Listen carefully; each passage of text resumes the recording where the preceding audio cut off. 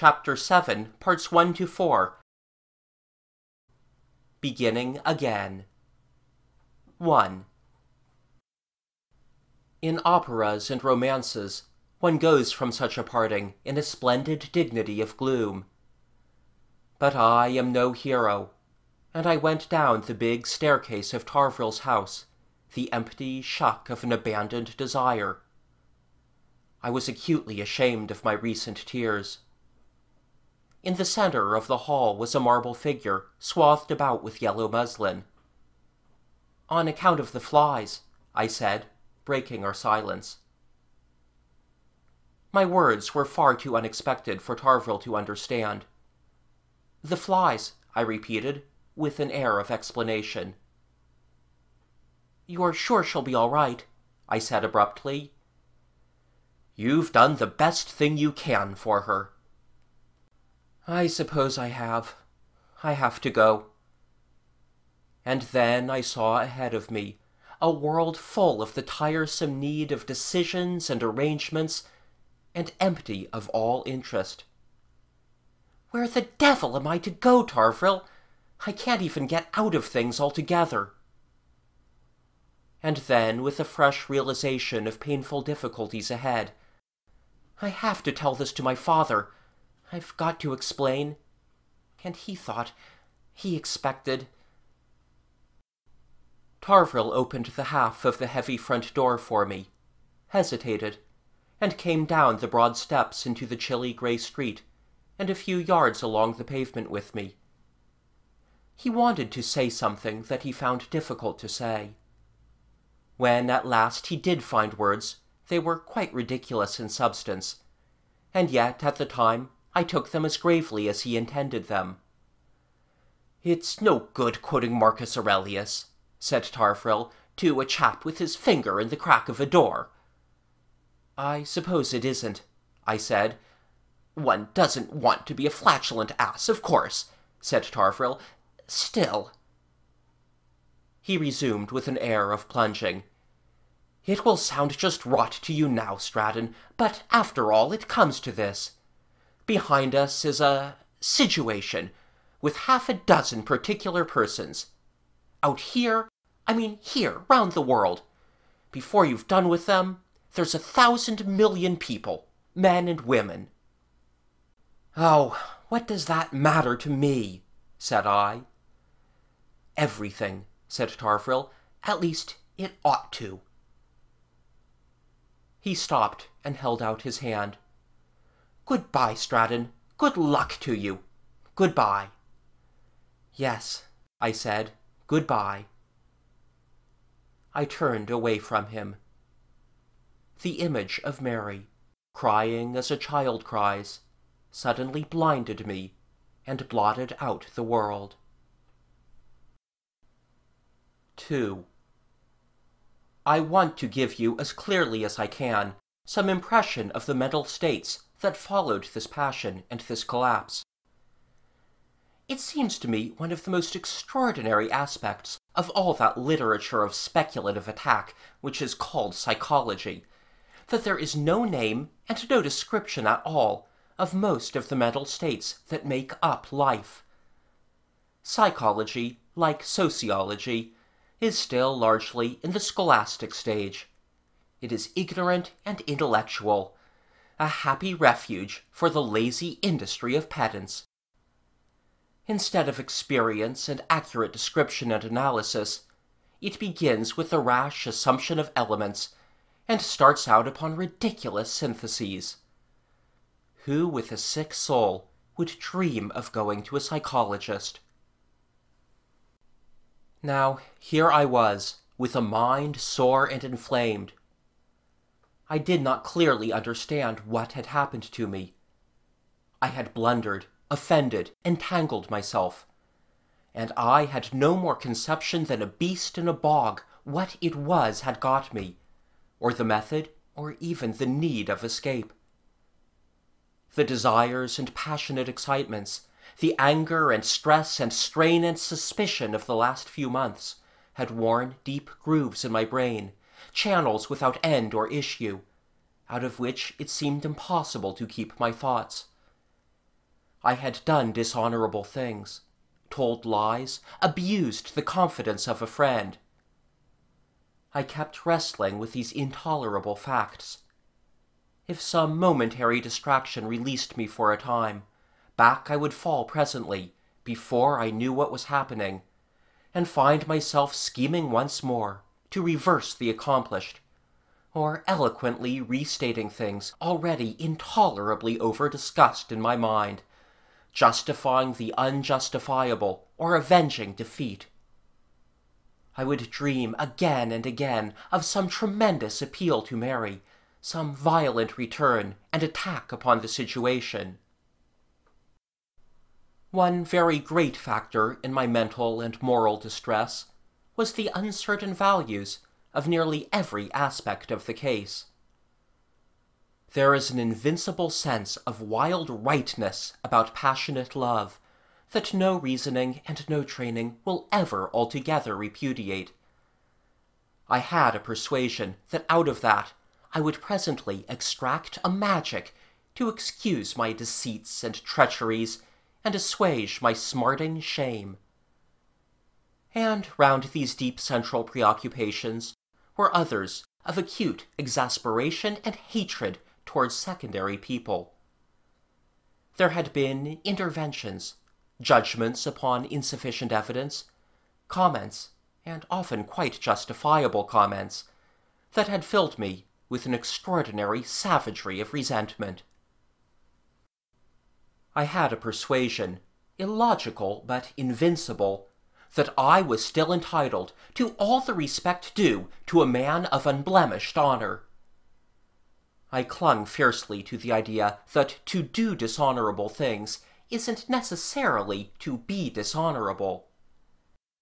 This state of mind I am describing is, I am convinced, the state of every man who has involved himself in any affair at once questionable and passionate. He seems free, but he is not free. He is the slave of the relentless paradox of his position. And we were all of us, more or less, in deep grooves we had made for ourselves. Philip, Guy, Justin, the friends involved, and all, in the measure of our grooves, incapable of tolerance or sympathetic realization. Even when we slept, the clenched fist of the attitudes we had assumed gave a direction to our dreams. You see, the same string of events that had produced all this system of intense preoccupations had also severed me from the possible resumption of those wider interests out of which our intrigue had taken me. I had had to leave England, and all the political beginnings I had been planning, and to return to those projects now, those now impossible projects, was to fall back promptly into hopeless exasperation. And then the longing that is like a physical pain, that hunger of the heart for someone intolerably dear. The desire for a voice, the arrested habit of phrasing one's thoughts, for a hearer who will listen in peace no more. From that lonely distress, even rage, even the concoction of insult and conflict, was a refuge. From that pitiless travail of emptiness, I was ready to turn desperately to any offer of excitement and distraction. From all those things, I was to escape at last unhelped, but I want you to understand particularly these phases through which I passed. It falls to many, and it may fall to you, to pass through such a period of darkness and malign obsession. Make the groove only a little deeper, a little more unclimbable. Make the temperament a little less sanguine, and suicide stares you in the face. And things worse than suicide, that suicide of self-respect, which turns men to drugs and inflammatory vices, and the utmost outrageous defiance of the dreaming noble self that has been so despitefully used. Into these same inky pools I have dipped my feet, where other men have drowned. I understand why they drown. And my taste of misdeed and resentment has given me just an inkling of what men must feel who go to prison. I know what it is to quarrel with the world. 3. My first plan when I went abroad was to change my Harbury French, which was poor stuff and pedantic, into a more colloquial article, and then go into Germany to do the same thing with my German, and then perhaps to remain in Germany, studying German social conditions, and the quality of the German army. It seemed to me that when the term of my exile was over, I might return to England and re-enter the army.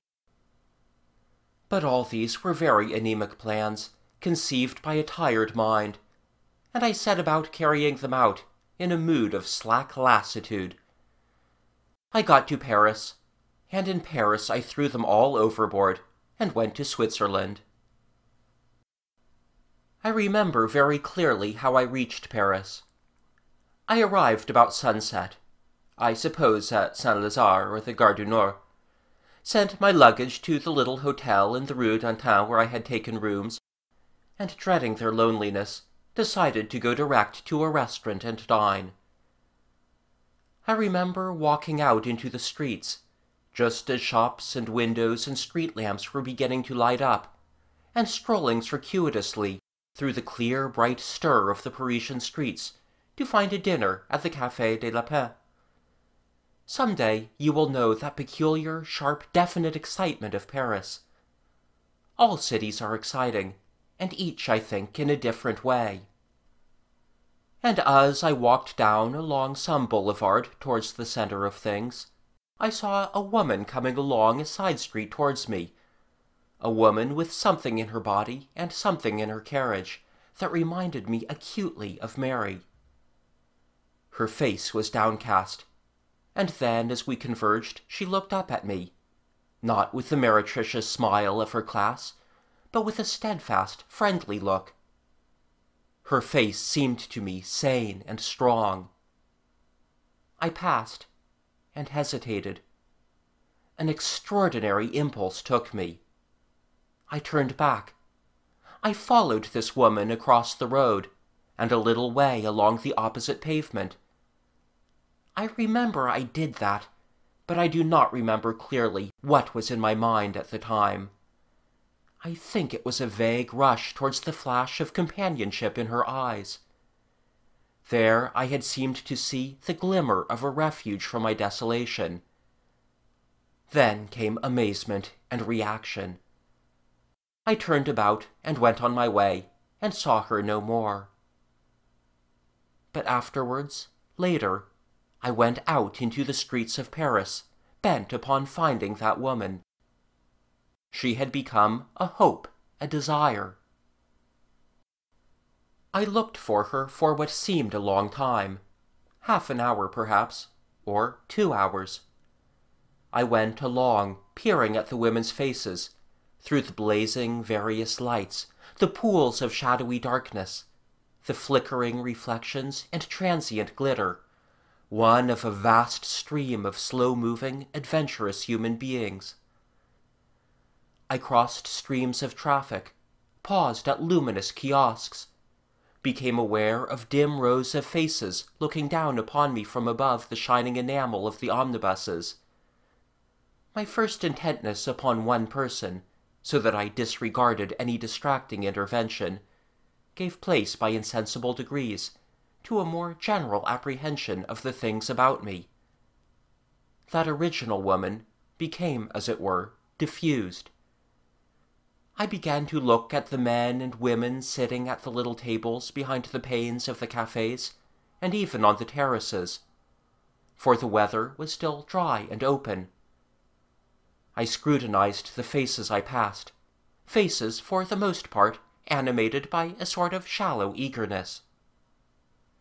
Many were ugly, many vile with an intense vulgarity, but some in that throng were pretty, some almost gracious, There was something pathetic and appealing for me in this great sweeping together of people into a little light, into a weak community of desire for joy and eventfulness. There came to me a sense of tolerance, of fellowship, of participation. From an outer darkness of unhappiness, or at least of joylessness, they had all come hither, as I had come.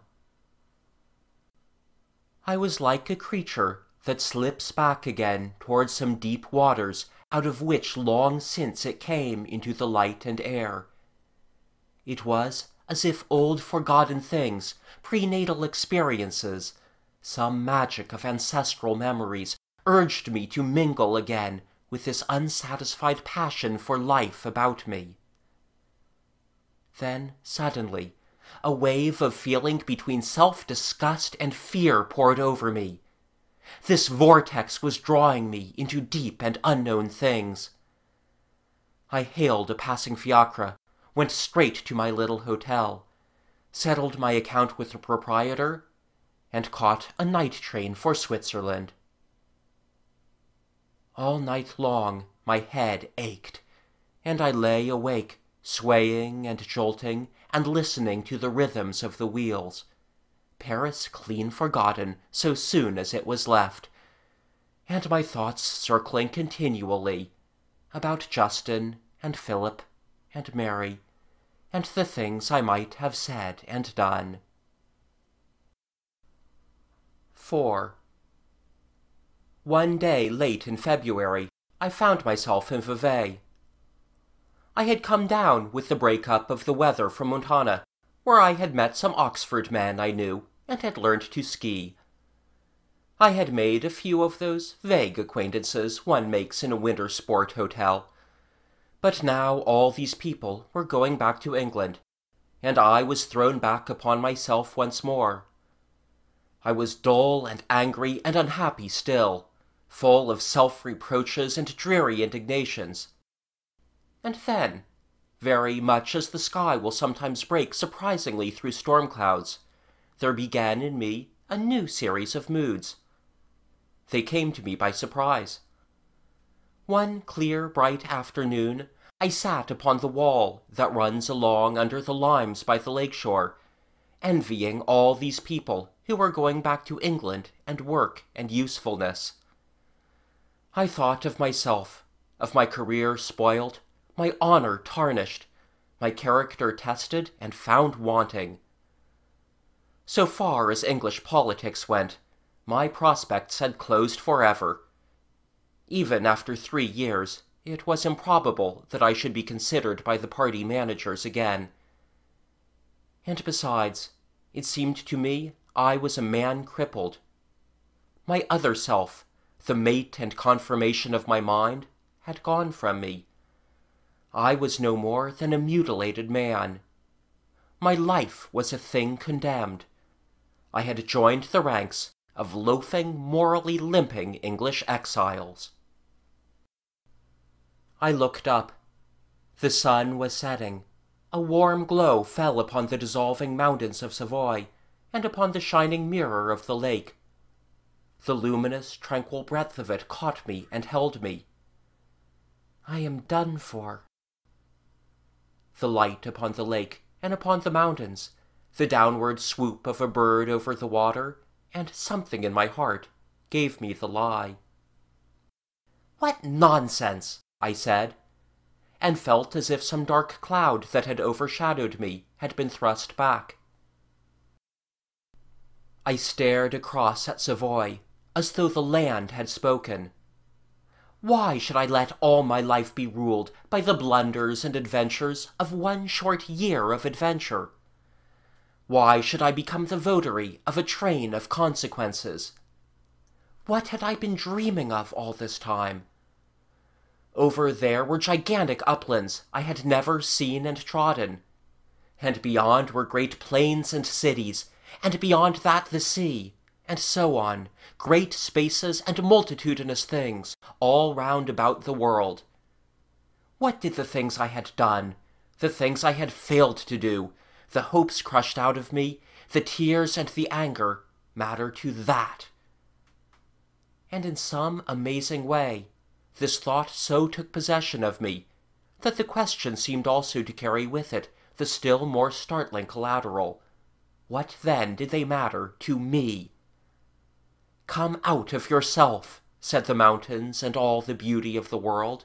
"Whatever you have done or suffered is nothing to the inexhaustible offer life makes you. We are you, just as much as the past is you." It was as though I had forgotten, and now remembered, how infinitely multitudinous life can be. It was as if Tarvrille's neglected words to me had sprouted in the obscurity of my mind and borne fruit. I cannot explain how that mood came. I am doing my best to describe it, and it is not easy even to describe. And I fear that to you, who will have had, I hope, no experience of such shadows as I had passed through, it is impossible to convey its immense elation. I remember once I came in a boat out of the caves of Han after 2 hours in the darkness, and there was the common daylight that is nothing wonderful at all, and its brightness ahead there seemed like trumpets and cheering, like waving flags and like the sunrise. And so it was with this mood of my release. There is a phrase of Peter E. Noyes, that queer echo of Emerson, whom people are always rediscovering and forgetting again, a phrase that sticks in my mind. Every living soul is heir to an empire, and has fallen into a pit. It's an image wonderfully apt to describe my change of mental attitude, and render the contrast between those intensely passionate personal entanglements that had held me tight, and that wide estate of life that spreads about us all, open to all of us in just the measure that we can scramble out of our individual selves to a more general self. I seemed to be hanging there at the brim of my stale and painful den, staring at the unthought-of greatness of the world, with an unhoped-for wind out of heaven blowing upon my face. I suppose the intention of the phrase "finding salvation," as religious people use it, is very much this experience. If it is not the same thing, it is something very closely akin. It is as if someone were scrambling out of a pit into a largeness that is attainable by every man, just in the measure that he realizes it is there. I leave these fine discriminations to the theologian. I know that I went back to my hotel in Vevey with my mind healed, with my will restored to me, and my ideas running together into plans. And I know that I had come out that day a broken and apathetic man. End of Chapter 7, Parts 1 to 4.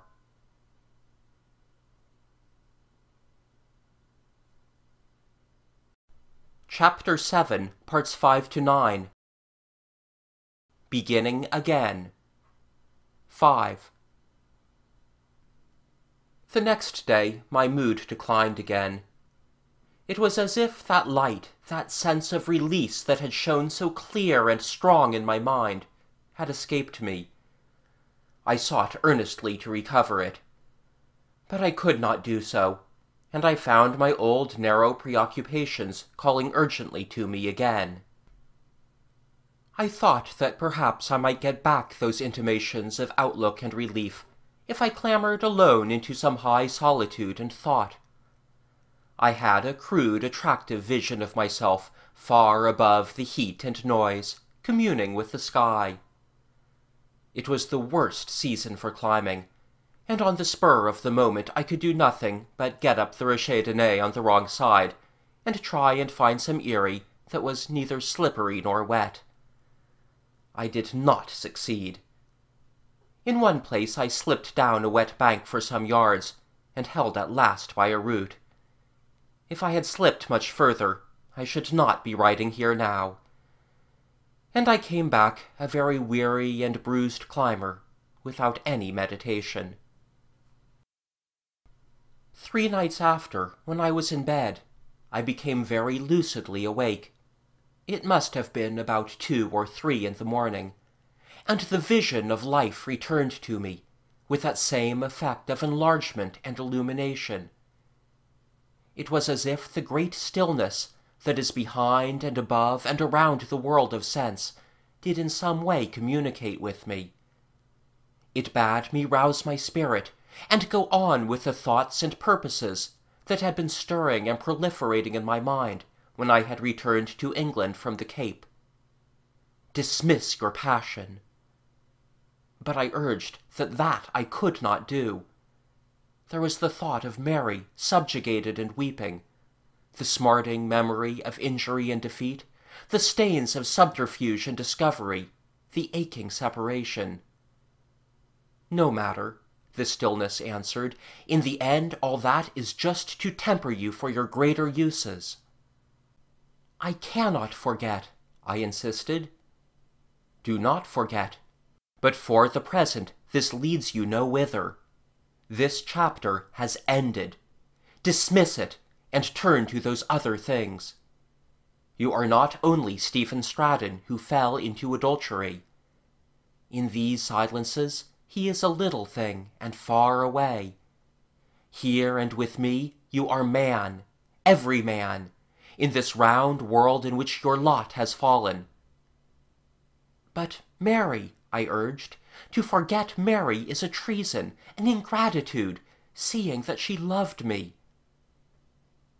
But the stillness did not command me to forget her, but only to turn my face now to the great work that lies before mankind. And that work, so far as your share goes, is first to understand, to solve, and then to achieve, to work out in the measure of yourself that torment of pity and that desire for order and justice which together saturate your soul. Go about the world, imbrue yourself with life. Make use of that confusedly striving brain that I have lifted so painfully out of the deadness of matter. But who are you? I cried out suddenly to the night. Who are you? I sat up on the side of my bed. The dawn was just beginning to break up the featureless blackness of the small hours. This is just some odd corner of my brain, I said. Yet, how did I come to have this odd corner in my brain? What is this lucid stillness? 6. Let me tell you rather of my thoughts than of my moods, for there, at least, one comes to something with a form that may be drawn, and a substance that is measurable. One ceases to struggle with things indefinable, and the effort to convey by metaphors and imaginary voices things that are at once bodiless and soundless and lightless, and yet infinitely close and real. And moreover, with that mysterious and subtle change of heart in me, there came also a change in the quality and range of my ideas. I seemed to rise out of a tangle of immediacies and misconceptions, to see more largely and more freely than I had ever done before. I have told how in my muddled and wounded phase I had snatched at the dull project of improving my languages, and under the cloak of that, spying a little upon German military arrangements. Now my mind set such petty romanticism on one side. It had recovered the strength to look on the whole of life and on my place in it. It could resume the ideas that our storm of passion had for a time thrust into the background of my thoughts. I took up again all those broad generalizations that had arisen out of my experiences in South Africa, and which I had been not so much fitting into as forcing into the formulae of English politics. I recalled my disillusionment with British imperialism, my vague but elaborating apprehension of a profound conflict between enterprise and labor, a profound conflict between the life of the farm and the life of trade and finance and wholesale production, as being something far truer to realities than any of the issues of party and patriotism upon which men were spending their lives. So far as this rivalry between England and Germany, which so obsessed the imagination of Europe, went, I found that any faith I may have had in its importance had simply fallen out of my mind. As a danger to civilization, as a conceivable source of destruction and delay, it was a monstrous business enough. But that in the long run it mattered how or when they fought, and which won, I did not believe. In the development of mankind, the thing was of far less importance than the struggle for Flanders or the wars of France and Burgundy. I was already coming to see Europe as no more than the dog's-eared corner of the page of history. Like most Europeans, I had thought it the page, and my recovering mind was eager and open to see the world beyond, and form some conception of the greater forces that lay outside our insularities. What is humanity as a whole doing? What is the nature of the world process of which I am a part? Why should I drift from cradle to grave, wearing the blinkers of my time and nationality, a mere denizen of Christendom, accepting its beliefs, its stale antagonisms, its unreal purposes? That perhaps had been tolerable while I was still an accepted member of the little world into which my lot had fallen. But now that I was thrust out, its absurdity glared. For me, the alternative was to be a world man or no man. I had seemed sinking towards the latter.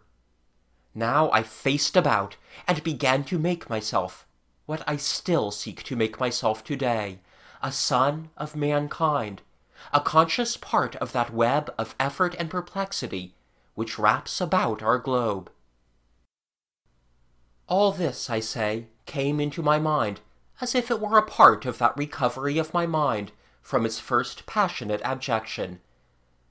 And it seemed a simple and obvious part of the same conversion, to realize that I was ignorant and narrow, and that, too, in a world which is suffering like a beast in a slime pit by reason of ignorance and narrowness of outlook, and that it was my manifest work and purpose to make myself less ignorant, and to see and learn with all my being. It came to me as a clear duty that I should get out of the land of hotels and leisure, and go seeking the facts and clues to human interrelationship nearer the earthy roots of things. And I turned my thoughts to India and China, those vast enigmas of human accumulation, in a spirit extraordinarily like that of some mystic who receives a call. I felt I must go to Asia, and from Asia perhaps round the world. But it was the greatness of Asia commanded me. I wanted to see the East, not as a spectacle, but as the simmering vat in which the greater destiny of man brews and brews. 7. It was necessary to tell my father of my intentions. I made numerous beginnings. I tore up several letters, and quarreled bitterly with the hotel pens. At first I tried to describe the change that had happened to my mind, to give him some impression of the new light, the release that had come to me. But how difficult this present world is, with its tainted and poisoned phrases, and its tangled misunderstandings. Here was I, writing for the first time in my life of something essentially religious, and writing it to him whose profession was religion, and I could find no words to convey my meaning to him that did not seem to me fraught with the possibilities of misinterpretation. One evening I made a desperate resolve to let myself go, and scrawled my heart out to him as it seemed that night, a strange long letter. It was one of the profoundest regrets that came to me when I saw him dead last winter, that I did not risk his misunderstanding and post that letter. But when I reread it in the next morning's daylight, it seemed to me so rhetorical, so full of, what shall I call it, spiritual bombast. It so caricatured and reflected upon the deep feeling sustaining me, that I could not post it for shamefacedness, and I tore it up into little pieces, and sent instead the briefest of notes. "I am doing no good here in Switzerland," I wrote. "Would you mind if I went east? I want to see something of the world outside Europe. I have a fancy I may find something to do beyond there. Of course, it will cost rather more than my present allowance. I will do my best to economize. Don't bother if it bothers you. I've been bother enough to you." He replied still more compactly.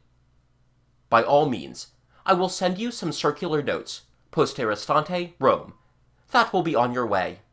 Good wishes to you, Stephen. I'm glad you want to go east instead of just staying in Switzerland."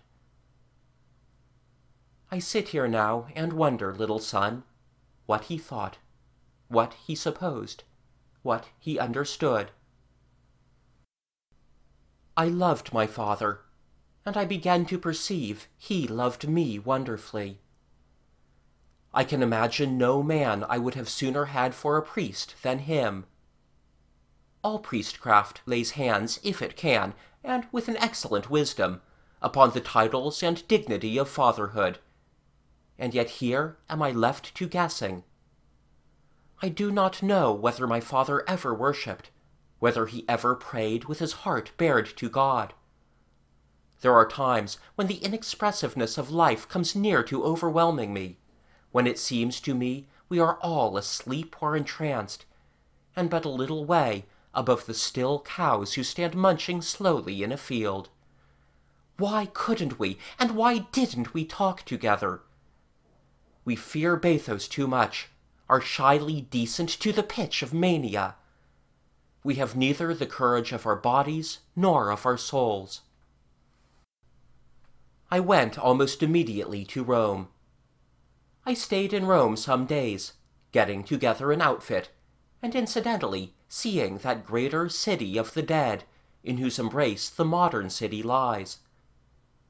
I was now becoming interested in things outside my grooves, though my grooves were still there, deep and receptive, and I went about the place at last almost eagerly, tracing the outlines of that great departed city, on whose colossal bones the churches and palaces of the Middle Ages cluster like weeds in the spaces and ruins of a magnificent garden. I found myself one day in the Forum, thinking of that imperialism that had built the Basilica of Julius Caesar, and comparing its cramped vestiges with that vaster second administrative effort, which has left the world the monstrous arches of Constantine. I sat down over against these last, among the ruins of the Vestal's house, and mused on that later reconstruction, when the Empire, with its science aborted, and its literature and philosophy shriveled to nothing, its social fabric ruined by the extravagances of financial adventure, and its honor and patriotism altogether dead, united itself in a desperate effort to continue, with all that was most bickeringly intolerant and destructive in Christianity, only to achieve one common, vast decay. All Europe to this day is little more than the sequel to that failure. It is the Roman Empire in disintegration.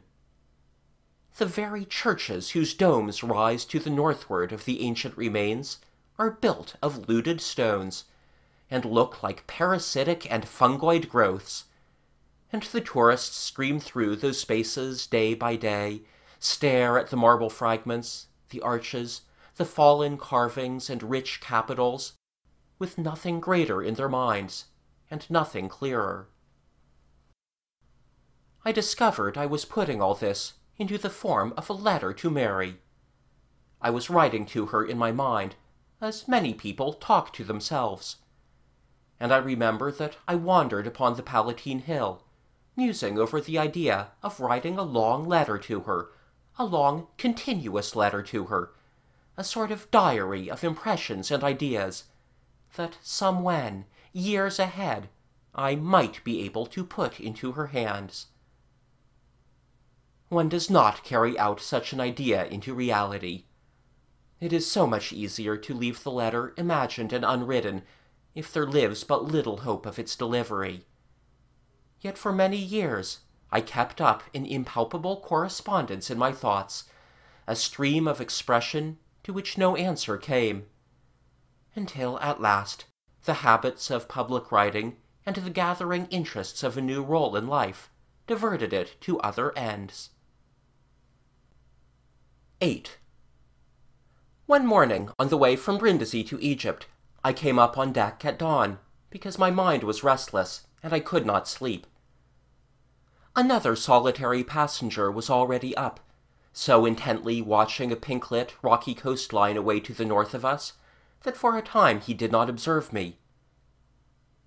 "That's Crete," he said, when at last he became aware of me close at hand. "Crete," said I. "Yes," he said, "Crete." He came nearer to me. "That, sir," he said, with a challenging emphasis, "is the most wonderful island I've ever yet set eyes on. Quite the most wonderful." 5,000 years ago, he remarked, after a pause that seemed to me to be calculated, they were building palaces there, better than the best we can build today. And things, like modern things. They had bathrooms there, beautifully fitted bathrooms, and admirable sanitation, admirable. Practically American. They had better artists to serve them than your King Edward has. Why? Minos would have laughed or screamed at all that Windsor furniture. And the things they made of gold, sir, you couldn't get them done anywhere today. Not for any money. There was a go about them. They had a kind of writing, too, before the Phoenicians. No man can read it now, and there it is. 50 centuries ago it was, and today they grow oranges and lemons, and they riot. Everything else gone. It's as if men struggled up to a certain pitch and then grew tired. All this Mediterranean, it's a tired sea. That was the beginning of a curious conversation. He was an American, a year or so younger than myself, going, he said, to look at Egypt. "In our country," he explained, "we are apt to forget all these worked-out regions. Too apt. We don't get our perspectives. We think the whole blessed world is one everlasting boom. It hit me first down in Yucatan that wasn't so. Why? The world's littered with the remains of booms and swaggering beginnings. Americanism. There's always been Americanism. This Mediterranean is just a museum of old Americas. I guess Tyre and Sidon thought they were licking creation all the time. It set me thinking, what's really going on? Why, anywhere. You're running about among ruins, anywhere. And ruins of something just as good as anything we're doing today. Better, in some ways. It takes the heart out of you." It was Gidding, who is now my close friend and ally. I remember very vividly the flavor of morning freshness as we watched Crete pass away northward, and I listened to his talk. "I was coming out of New York Harbor a month ago and looking back at the skyscrapers," he said, "and suddenly it hit me in the mind. That's just the next ruin, I thought." I remember that much of our first talk, but the rest of it now is indistinct. We had, however, struck up an acquaintance. We were both alone, and until he left me on his way to Abydos, we seem now to have been conversing all the time. And almost all the time we were discussing human destiny, and the causes of effort and decay, and whether the last few ascendant centuries the world has seen have in them anything more persistent than the countless beginnings that have gone before. "There's science," said I, a little doubtfully. "At Knossos there they had Daedalus, sir, 50 centuries ago. Daedalus! He was an FRS all right. I haven't a doubt he flew. If they hadn't steel, they had brass. We're too conceited about our little modern things." 9. I found something very striking and dramatic in the passage from Europe to Asia. One steams slowly through a desert that comes up close to the ship. The sand stretches away, hillock and mound beyond hillock and mound. One sees camels in the offing, stringing out to some ancient destination. One is manifestly passing across a barrier. The canal has changed nothing of that. Suez is a first dab of tumultuous Orientalism, noisy and vivid. And then, after that gleam of turmoil, one opens out into the lonely dark blue waters of the Red Sea. Right and left, the shore is a bitter, sun-scorched desolation. Eastward frowns a great rampart of lowering purple mountains, towering up to Sinai. It is like no European landscape. The boat goes slowly, as if uncharted dangers lurked ahead. It is a new world with a new atmosphere. Then comes wave upon wave of ever more sultry air, and the punkahs begin to swing, and the white cloths appear. Everyone casts off Europe, assumes an Asiatic livery. The very sun, rushing up angrily and abruptly after a heated night, is unfamiliar, an Asiatic sun. And so one goes down that reef-fringed waterway to Aden. It is studded with lonely-looking lighthouses that burn, it seems, untended, and sometimes in their melancholy isolation swing great rhythmic arms of light. And then, land and the last lateen sails of Aden vanishing together, one stands out into the hot, thundery monotonies of the Indian Ocean, into imprisonment in a blue horizon across whose Titan ring the engines seem to throb in vain. How one paces the ship day by day, and eats and dozes and eats again, and gossips inanely, and thanks heaven even for a flight of flying fish, or a trail of smoke from over the horizon, to take one's mind a little out of one's oily, quivering prison. A hot, portentous delay, a sinister, significant pause. That is the voyage from Europe to India still. I suppose by the time that you will go to India, all this prelude will have vanished. You will rattle through in a train de luxe from Calais, by way of Baku or Constantinople. You will have none of this effect of a deliberate, sullen approach across limitless miles of sea. But that is how I went to India. Everything seemed to expand. I was coming out of the frequent landfalls, the neighborly intimacies and neighborly conflicts of the Mediterranean, into something remoter, into larger seas and greater lands, rarer communications, and a vaster future. To go from Europe to Asia is like going from Norway to Russia, from something slight and advanced to something massive and portentous. I felt that nearly 9 years ago. Today, all Asia seems moving forward to justify my feelings.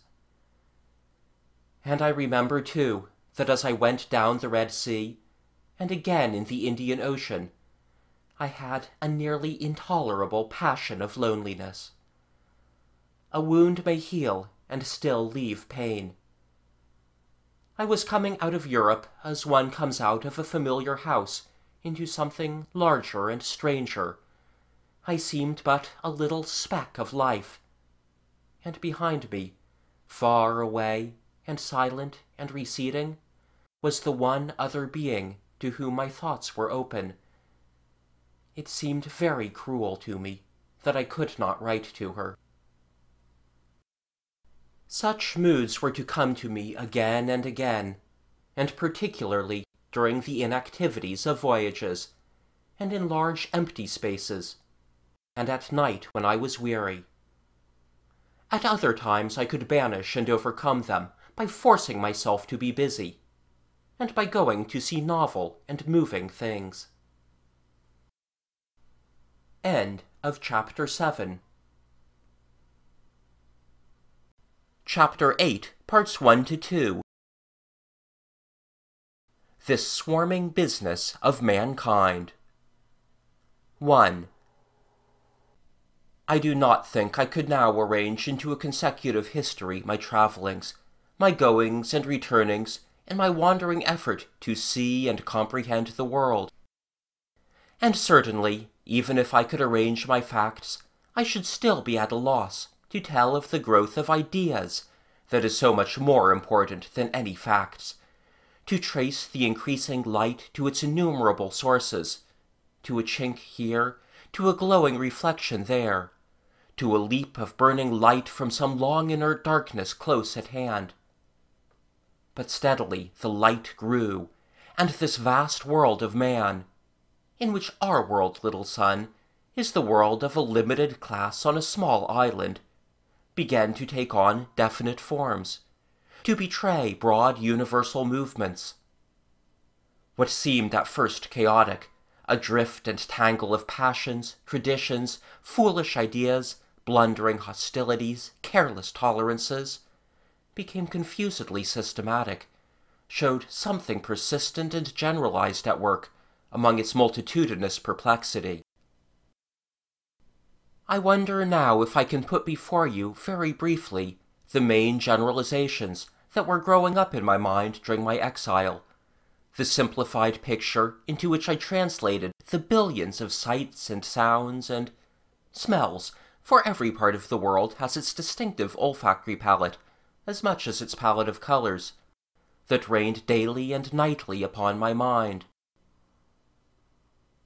Before my eyes again, as I sit here in this quiet, walled French garden, the great space before the Jumna Masjid at Delhi reappears, as I saw it in the evening stillness against a glowing sky of gold, and the memory of countless worshippers within, praying with a devotion no European displays.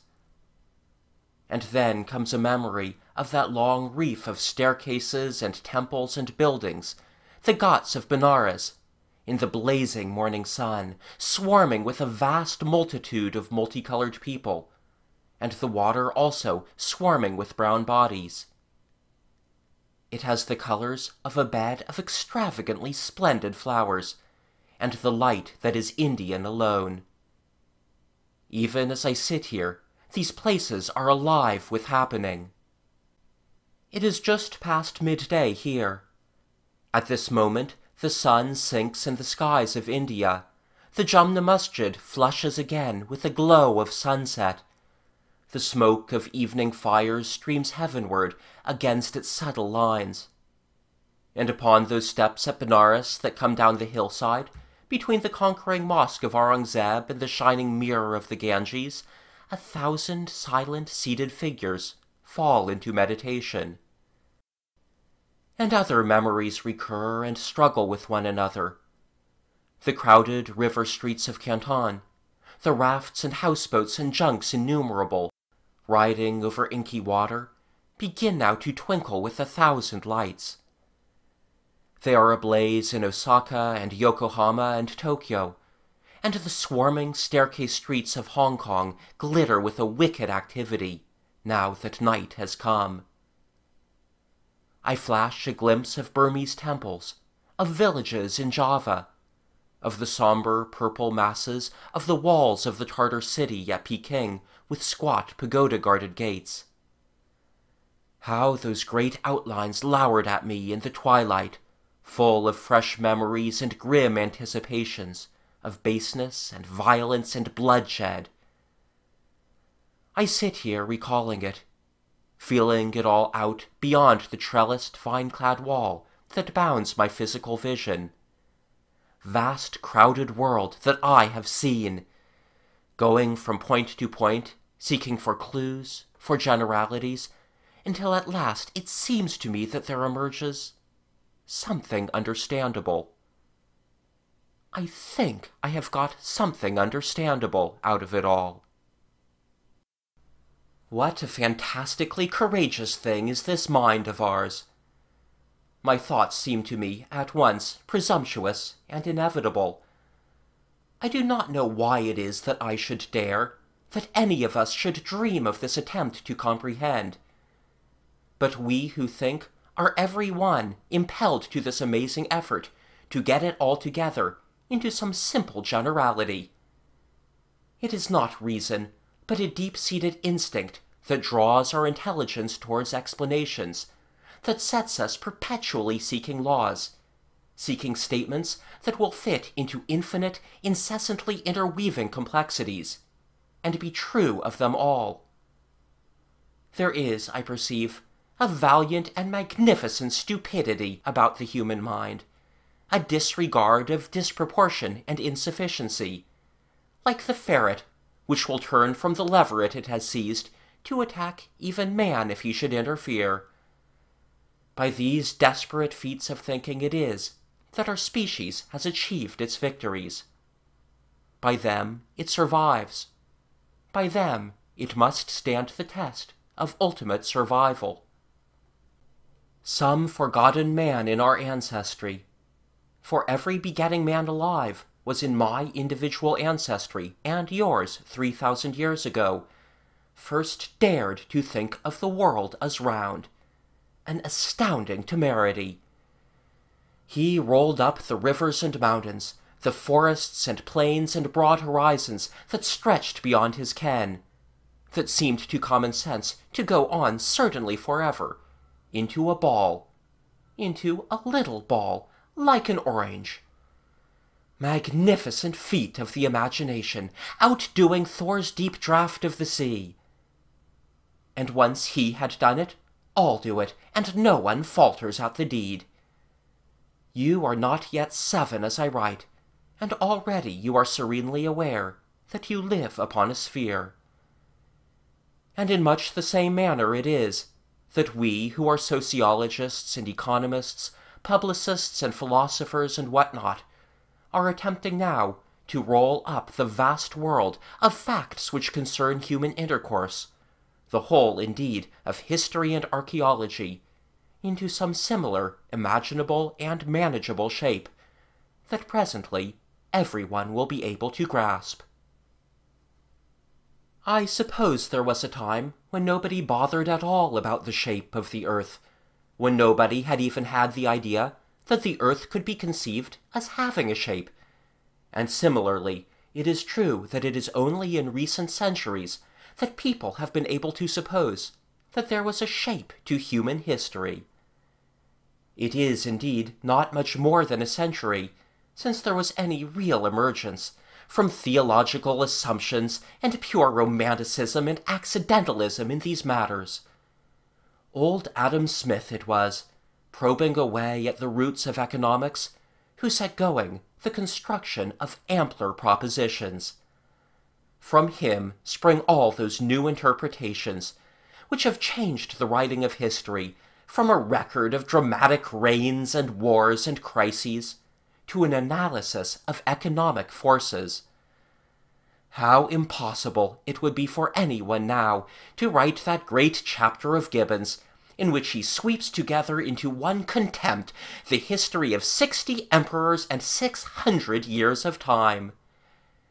His note of weariness and futility vanishes directly one's vision penetrates the immediate surface. Those Heracleans and Isaurians and Comneni were not history. A schoolboy nowadays knows that their record is not history, knows them for the mere scum upon the stream. And still today we have our great interpretations to make. Ours is a time of guesses, theories, and provisional generalizations. Our phase corresponds to the cosmography that was still a little divided between disks and domes and spheres and cosmic eggs. That was still 1,000 years from measuring and weighing a planet. For a long time, my mind hovered about the stimulating theories of socialism, and particularly about those more systematic forms of socialist teaching that center about Karl Marx. He arose quite naturally out of those early economists who saw all the world in terms of production and saving. He was a necessary step, for me at least, on the way to understanding. For a time I did so shape the world in my mind that it seemed to me no more than a vast enterprise for the organization and exploitation of labor. For a time I thought human life was essentially a labor problem, that working and controlling work and lending and selling and speculating made the essential substance of human life, over which the forms of politics ran, as the stripes of a tiger's skin run and bend over its living muscles. I followed my period in thinking that. You will find in Ferrero's Roman Decline, which was published early in this century, and which waits for you in the library, almost exactly the method of interpretation that was recommending itself to me in 1904 and 1905. Well, the labor problem concerns a great, substantial, shall I say, in human society. It is only, I think, the basis and matter of society, not its shape and life and reality, but it had to be apprehended before I could get on to more actual things. Insensibly, the idea that contemporary political forms mattered very fundamentally to men was fading out of my mind.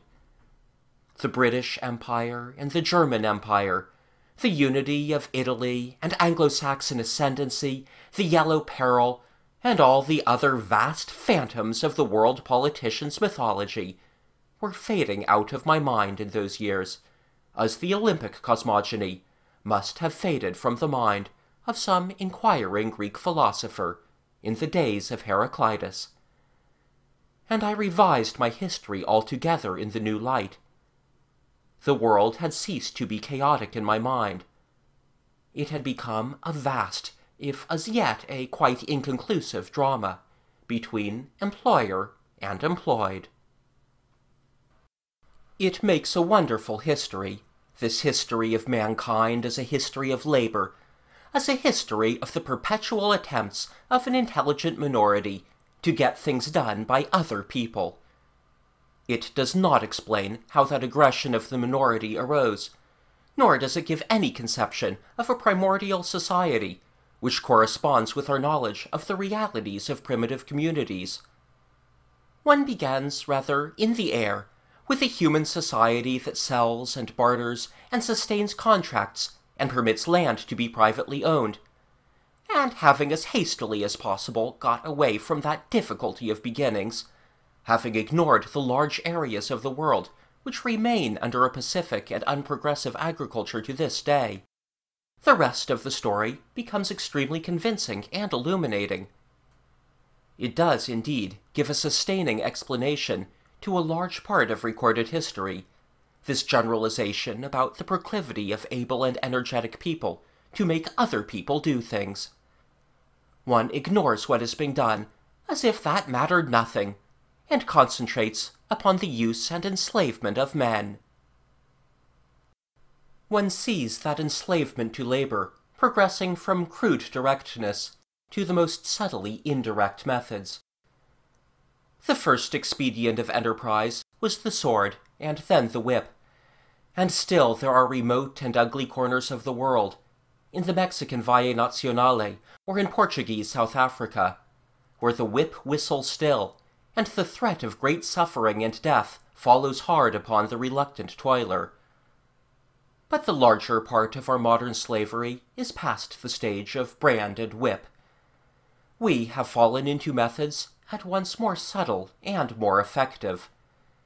We stand benevolently in front of our fellow man, offering, almost as if it were food and drink and shelter and love, the work we want him to do. and behind him, we are acutely aware, is necessity, sometimes quite of our making, as when we drive him to work, by a hut tax or a poll tax or a rent that obliges him to earn money, and sometimes not so obviously of our making, sometimes so little of our making that it is easy to believe we have no power to remove it. Instead of flicking the whip, we groan at last with Harriet Martineau at the inexorable laws of political economy that condemn us to comfort and direction, and those others to toil and hardship and indignity. And through the consideration of these later aspects it was that I came at last to those subtler problems of tacit self-deception, of imperfect and unwilling apprehension, of innocently assumed advantages, of willfully disregarded unfairness, and also to all those other problems of motive, those forgotten questions of why we make others work for us long after our personal needs are satisfied, why men aggrandize and undertake, which gradually have become, in my mind, the essential problems of human relationship, replacing the crude problems of labor altogether in that position, making them, at last, only questions of contrivance and management on the way to greater ends. I have come to believe now that labor problems are problems merely by the way. They have played their part in a greater scheme. This phase of expropriation and enslavement, this half-designed and half-unconscious driving of the duller by the clever, of the pacific by the bolder, of those with weak appetites and imaginations by those with stronger appetites and imaginations, has been a necessary phase in human development.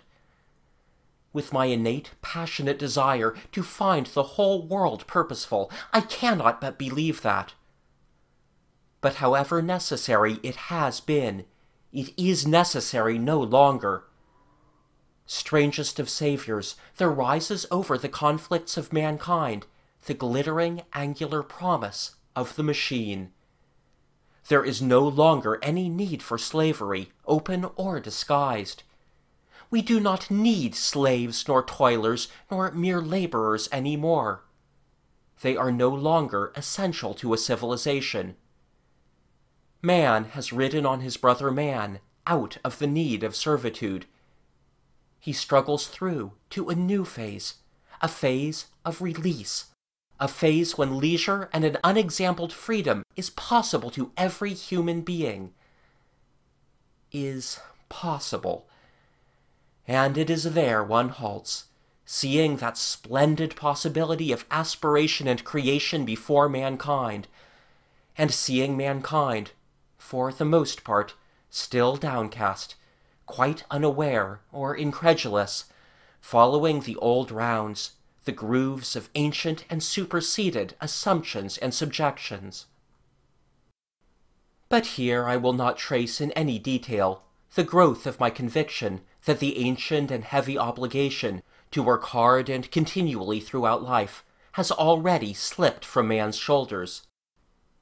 Suffice it that now I conceive of the task before mankind as a task essentially of rearrangement, as a problem in relationships, extremely complex and difficult indeed, but credibly solvable.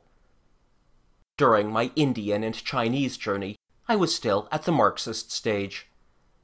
I went about the East looking at labor, watching its organization and direction, seeing great interests and enterprises replace the diffused life of an earlier phase.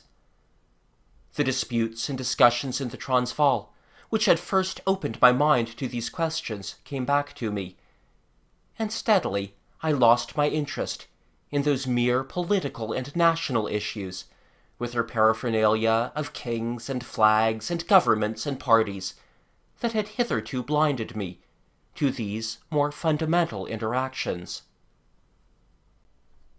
2.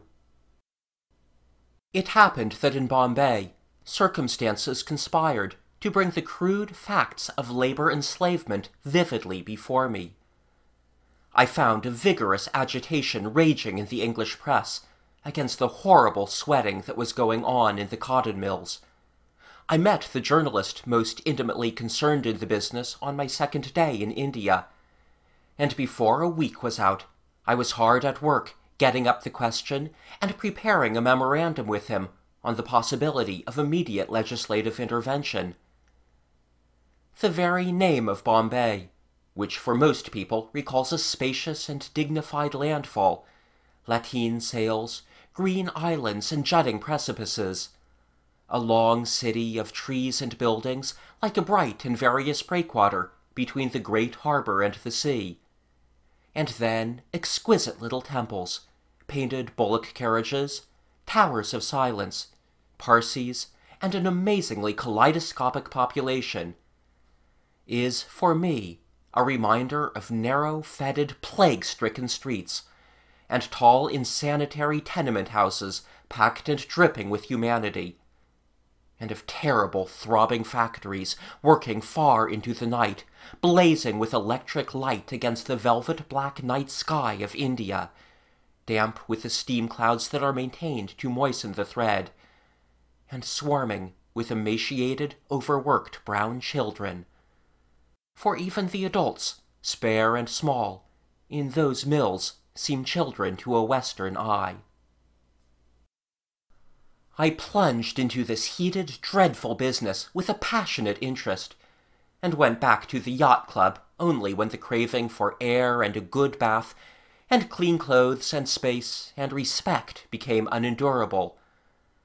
I waded deep in labor, in this process of consuming humanity for gain, chasing my facts through throbbing, quivering sheds, reeking of sweat and excrement under the tall black smoking chimneys, chasing them in very truth, because when we came prying into the mills after the hour when child labor should cease, there would be a shrill whistle, a patter of feet, and a cuffing and hiding of the naked little creatures we were trying to rescue.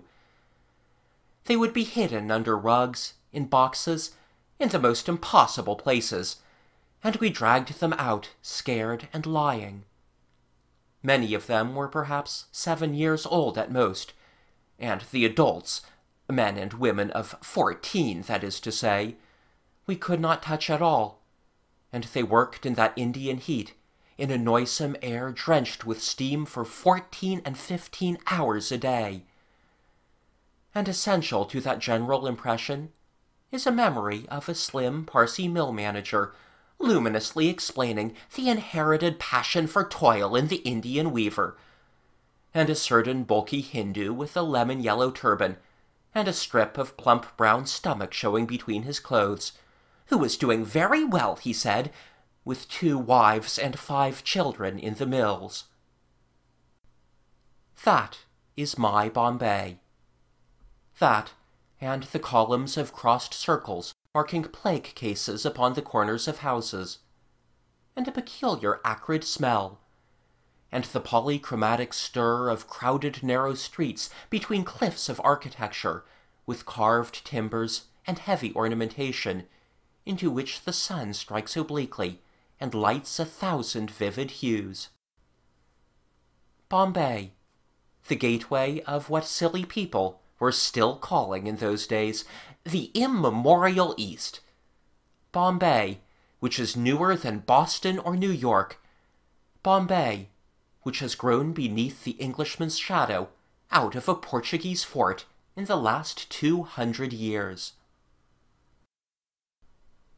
End of Chapter 8, Parts 1 to 2. Chapter 8, Parts 3 to 6. The Swarming Business of Mankind. 3. I came out of these dark corners presently into the sunblaze of India. I was now intensely interested in the whole question of employment, and engaged in preparing matter for my first book, Enterprise and India, and therein you may read how I went first to Assam and then down to Ceylon, following up this perplexing and complicated business of human enslavement to toil, exercised by this great spectacle of human labor, and at once attracted by and stimulated by and dissatisfied with those socialist generalizations that would make all this vast harsh spectacle of productive enterprise a kind of wickedness and outrage upon humanity. And behind and about the things I was looking for were other things for which I was not looking, that slowly came into and qualified the problem. It dawned upon me by degrees that India is not so much one country as a vast spectacle of human development at every stage, in infinite variety. One ranges between naked savages and the most sophisticated of human beings. I pursued my enquiries about great modern enterprises, about railway labor, canal labor, tea planting, across vast stretches of country, where men still lived, illiterate, agricultural, unprogressive, and simple, as men lived before the first stirrings of recorded history.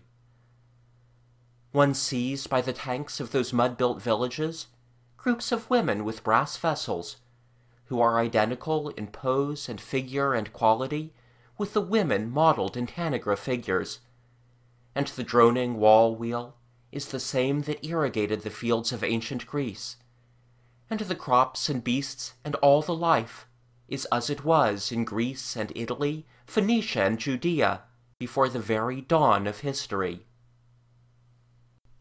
By imperceptible degrees, I came to realize that this matter of expropriation and enslavement and control, which bulks so vastly upon the modern consciousness, which the socialists treat as though it was the comprehensive present process of mankind, is no more than one aspect of an overlife that struggles out of a massive, ancient, and traditional common way of living, struggles out again and again, blindly, and always so far with a disorderly insuccess.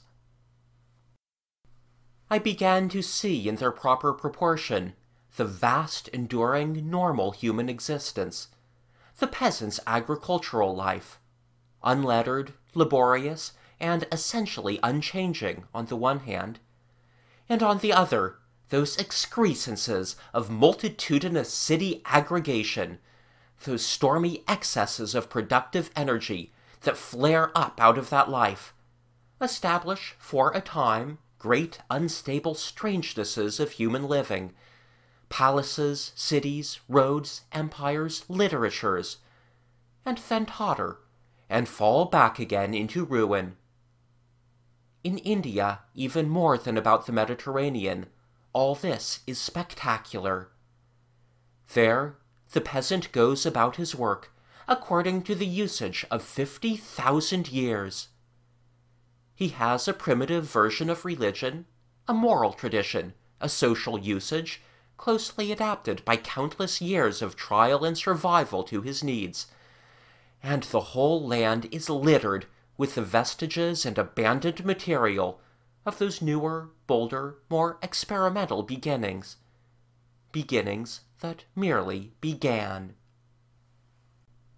It was when I was going through the panther-haunted palaces of Akbar at Fatehpur Sikri that I first felt how tremendously the ruins of the past may face towards the future. The thing there is like a frozen wave that rose and never broke.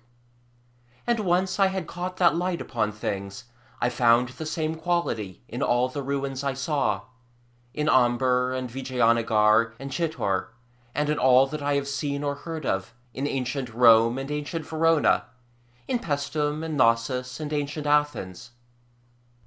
None of these places has ever really finished and done with. The basilicas of Caesar and Constantine, just as much as the baths and galleries and halls of audience at Fatehpur Sikri, express not ends achieved, but thwarted intentions of permanence. They embody repulse and rejection. They are trials, abandoned trials, towards ends vaguely apprehended, ends felt rather than known. Even so was I moved by the Bruges-like emptinesses of Peking, in the vast pretensions of its forbidden city, which are like a cry, long sustained, that at last dies away in a wail. I saw the place in 1905, in that slack interval after the European looting, and before the Great Awakening that followed the Russo-Japanese War. Peking in a century or so may be added in its turn to the list of abandoned endeavors. Insensibly, the scepter passes. Nearer home than any of these places have I imagined the same thing. In Paris, it seemed to me I felt the first chill shadow of that same arrest, that impalpable ebb and cessation at the very crest of things, that voice which opposes to all the hasty ambitions and gathering eagerness of men. It is not here, it is not yet. Only the other day, as I came back from Paris to this quiet place, and walked across the fields from the railway station to this house, I saw an old woman, a grandmother, a bent old crone with 2 children playing about her, as she cut grass by the wayside. And she cut it, except that her sickle was steel, exactly as old women were cutting grass before there was writing, before the dawn of history, before men laid the first stones one upon the other of the first city that ever became a ruin.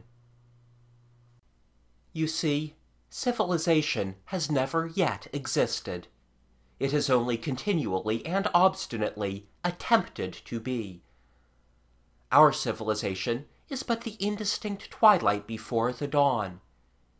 It is still only a confused attempt, a flourish out of barbarism.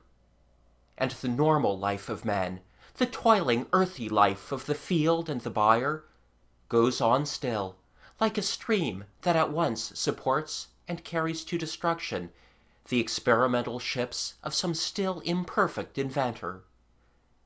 India gives it all from first to last, and now the modern movement, the latest half-conscious struggle of the new thing in mankind, throws up Bombay and Calcutta, vast feverish pustules upon the face of the peninsula, bridges the sacred rivers with hideous iron latticework, and smears the sky of the dusty, ruin-girdled city of Delhi. Each ruin is the vestige of an empire, with the black smoke of factory chimneys. Altogether scattered over that sunburnt plain, there are the remains of 5 or 6 extinguished Delhis, that played their dramas of frustration before the Delhi of the Great Mogul.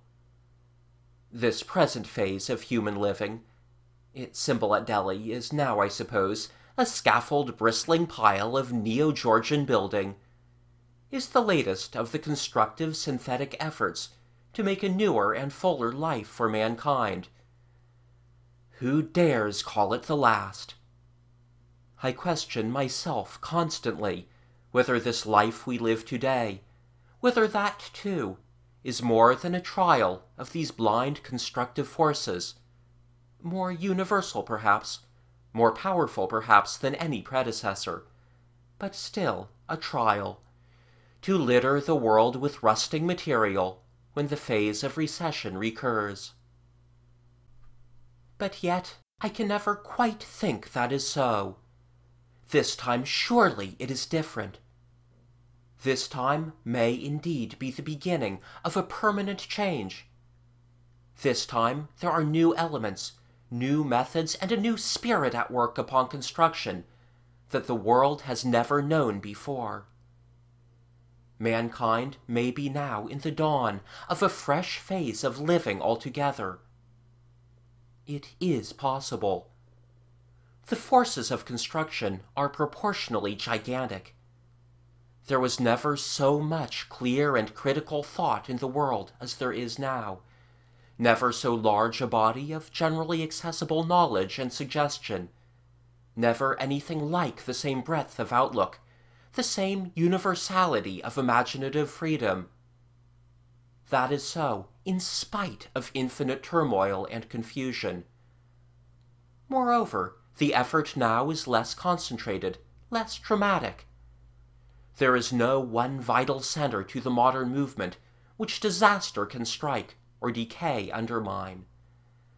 If Paris or New York slacken and grow dull and materialist, if Berlin and London conspire for a mutual destruction, Tokyo or Baku or Valparaiso, or Christiania or Smyrna or Delhi will shelter and continue the onward impetus.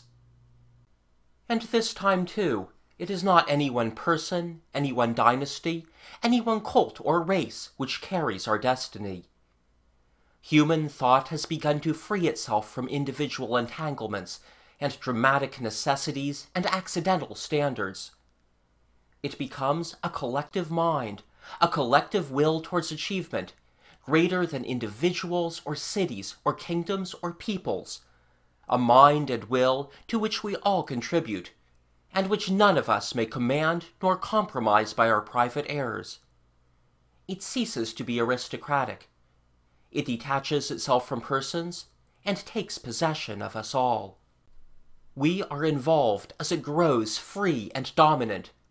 We find ourselves in spite of ourselves, in spite of quarrels and jealousies and conflicts, helping and serving in the making of a new world city, a new greater state above our legal states, in which all human life becomes a splendid enterprise, free and beautiful, whose aptest symbol in all our world is a huge Gothic cathedral lit to flame by the sun, whose scheme is the towering conquest of the universe, whose every little detail is the wrought-out effort of a human soul.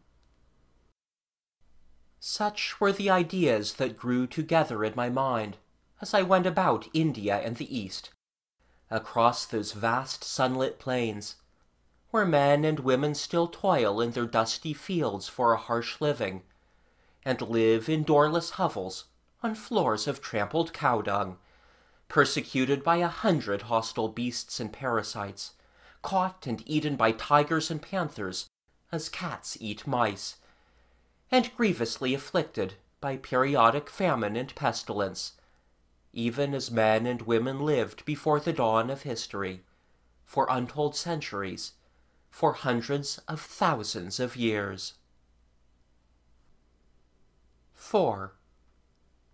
How strange we English seem in India, a little scattered garrison. Are we anything more than accidental, anything more than the messenger boy, who has brought the impetus of the new effort towards civilization through the gates of the East? Are we makers, or just a means, casually taken up and used by the great forces of God? I do not know. I have never been able to tell. I have never been able to decide whether we are the greatest or the dullest of peoples. I think we are an imaginative people, with an imagination at once gigantic, heroic, and shy. And also we are a strangely restrained and disciplined people, who are yet neither subdued nor subordinated.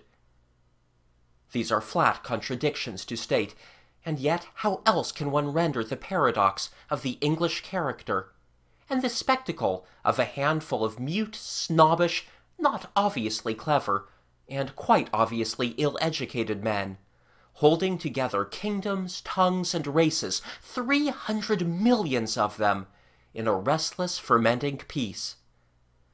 Again and again in India, I would find myself in little circles of the official English, supercilious, pretentious, conventional, carefully turned-out people, living gawkily, thinking gawkily, talking nothing but sport and gossip, relaxing at rare intervals into sentimentality and levity as mean as a banjo tune, and a kind of despairful disgust would engulf me.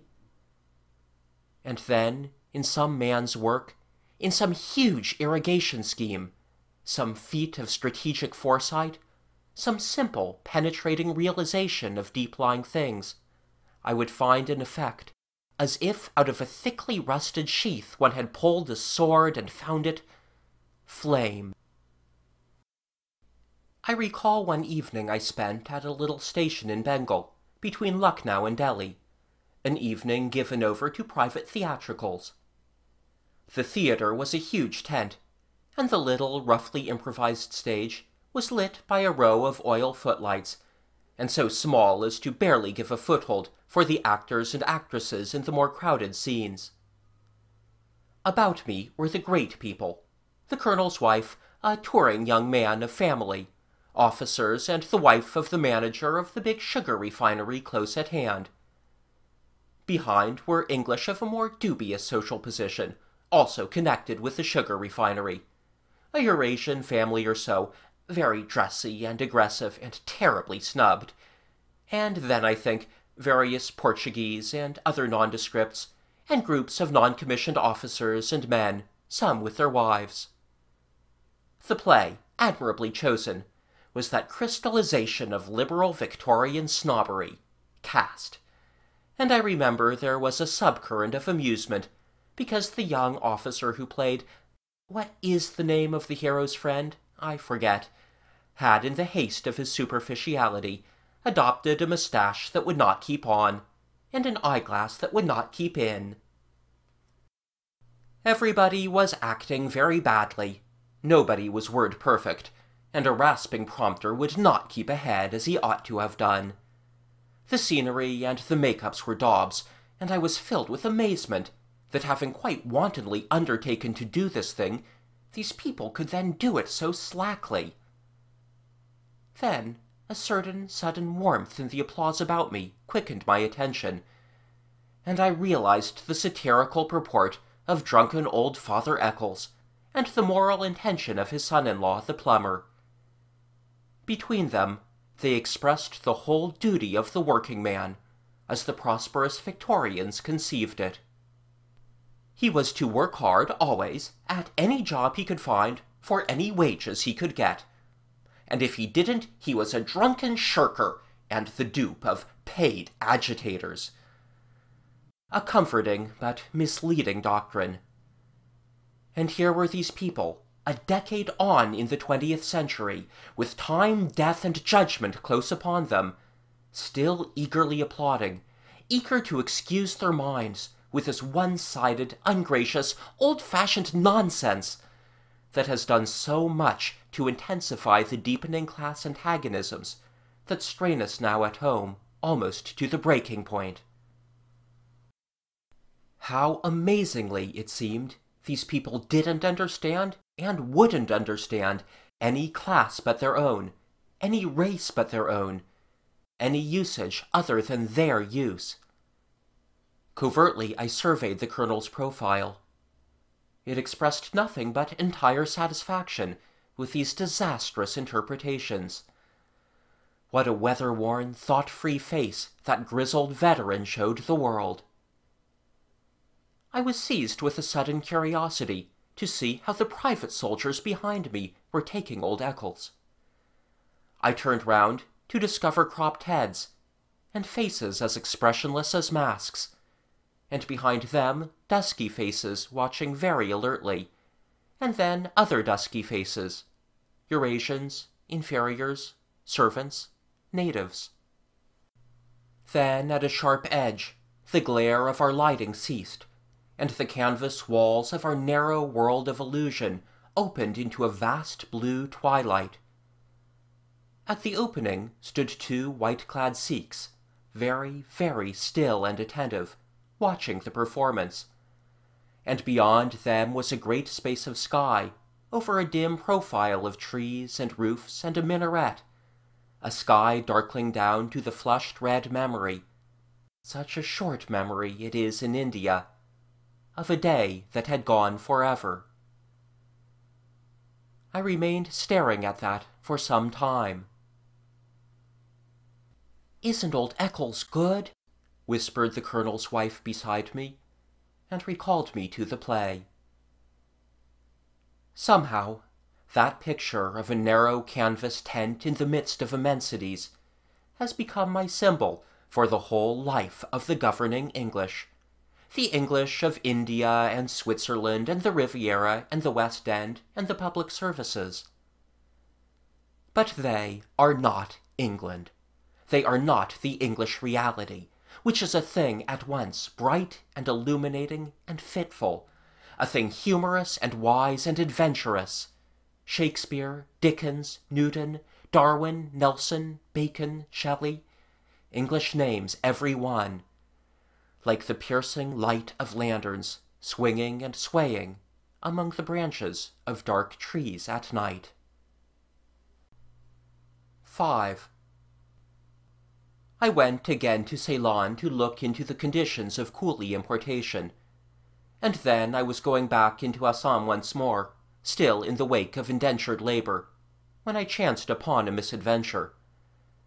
I had my first and only experience of big game shooting in the Garo Hills. I was clawed out of a tree by a wounded panther.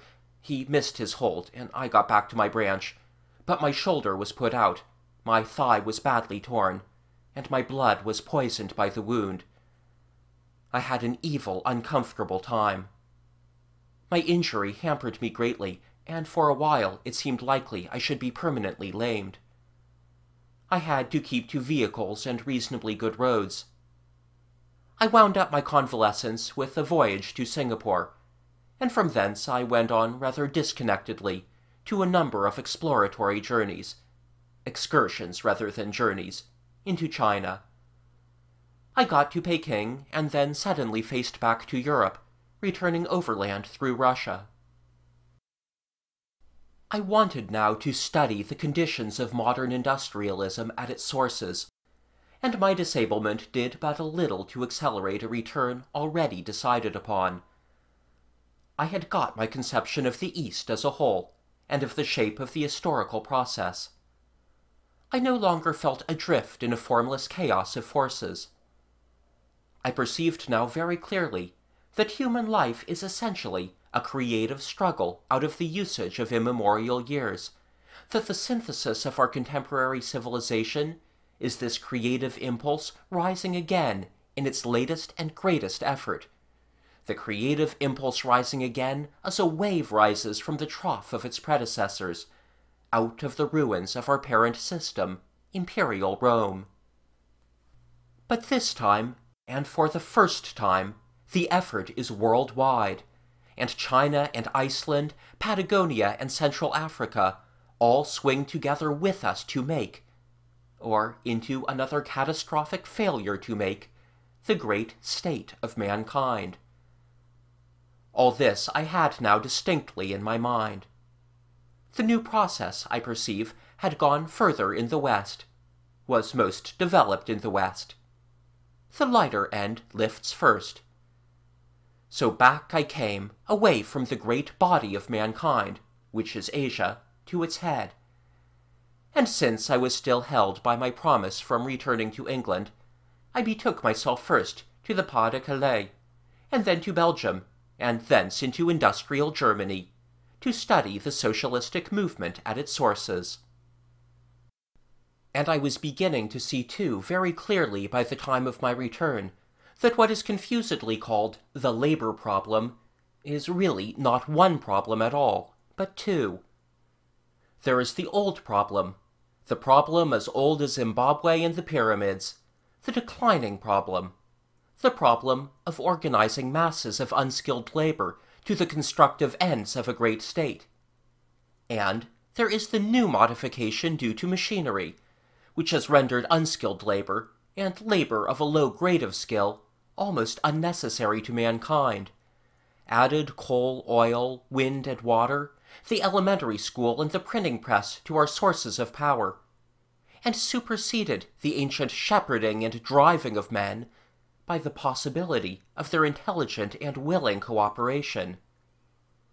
The two are still mixed in every discussion, even as they are mixed in the practice of life, but inevitably they will be disentangled. We break free from slavery, open or disguised, just as we illuminate and develop this disentanglement. I have long since ceased to trouble about the economics of human society. Ours are not economic, but psychological difficulties. There is enough for everyone, and only a fool can be found to deny it. But our methods of getting and making are still ruled by legal and social traditions, from the time before we had tapped these new sources of power, before there was more than enough for everyone, and when a bare supply was only secured by jealous possession and unremitting toil. We have no longer to secure enough by a stern insistence. We have come to a plenty. The problem now is to make that plenty go round, and keep it enough while we do. Our real perplexities are altogether psychological. There are no valid arguments against a great-spirited socialism but this, that people will not. Indolence, greed, meanness of spirit, the aggressiveness of authority, and above all jealousy. Jealousy for our pride and vanity, jealousy for what we esteem our possessions, jealousy for those upon whom we have set the heavy fetters of our love, a jealousy of criticism and association. These are the real obstacles to those brave, large reconstructions, those profitable abnegations and brotherly feats of generosity that will yet turn human life, of which our individual lives are but the momentary parts, into a glad, beautiful, and triumphant cooperation all round this sunlit world. If but humanity could have its imagination touched. I was already beginning to see the great problem of mankind, as indeed nothing other than a magnification of the little problem of myself, as a problem in escape from grooves, from preoccupations and suspicions, precautions and ancient angers, a problem of escape from these spiritual beasts that prowl and claw, to a new generosity and a new breadth of view. For all of us, little son, as for each of us, salvation is that. We have to get away from ourselves to a greater thing, to a giant's desire and an unending life, ours and yet not our own.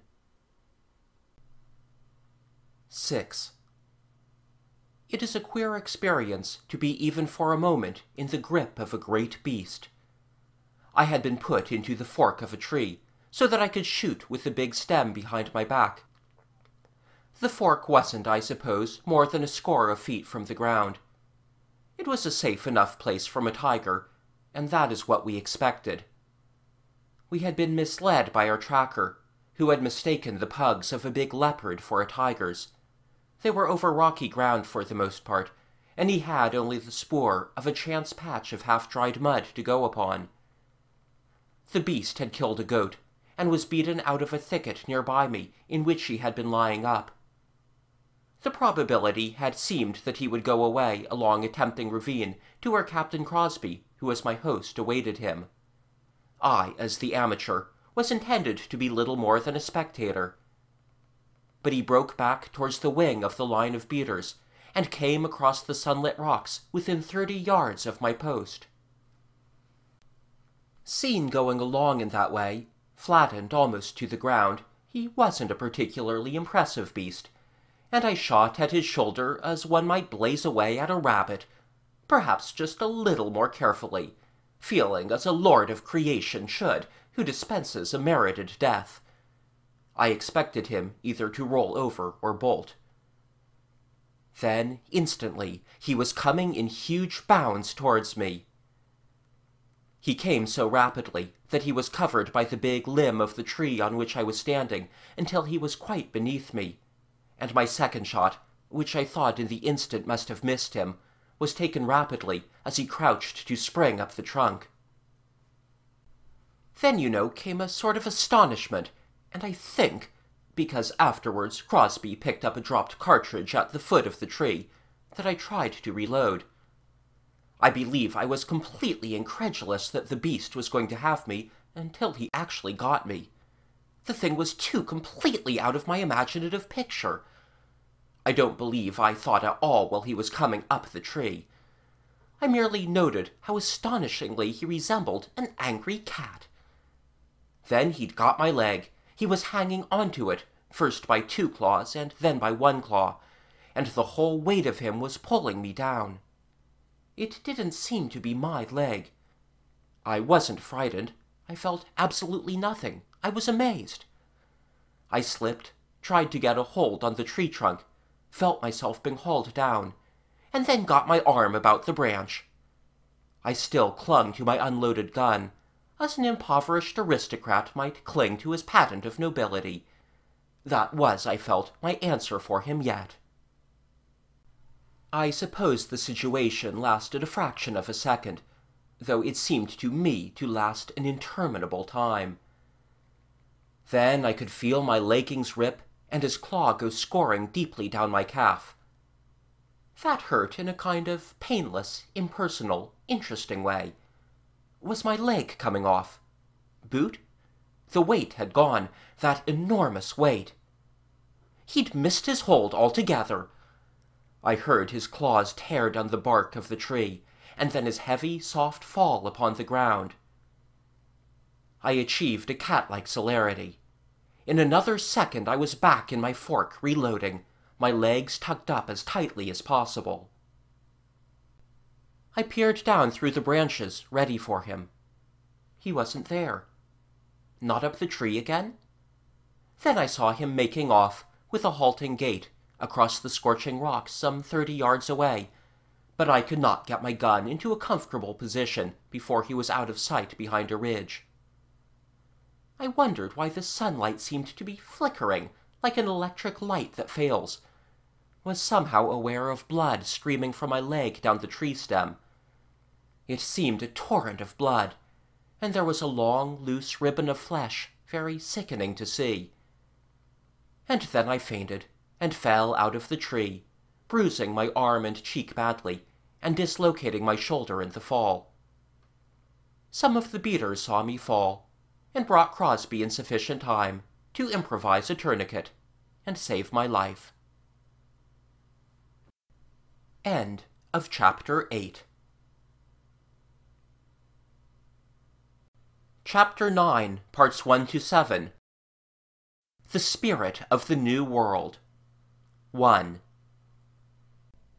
I met Rachel again in Germany, through the devices of my cousin, the Fürstin Letzlingen.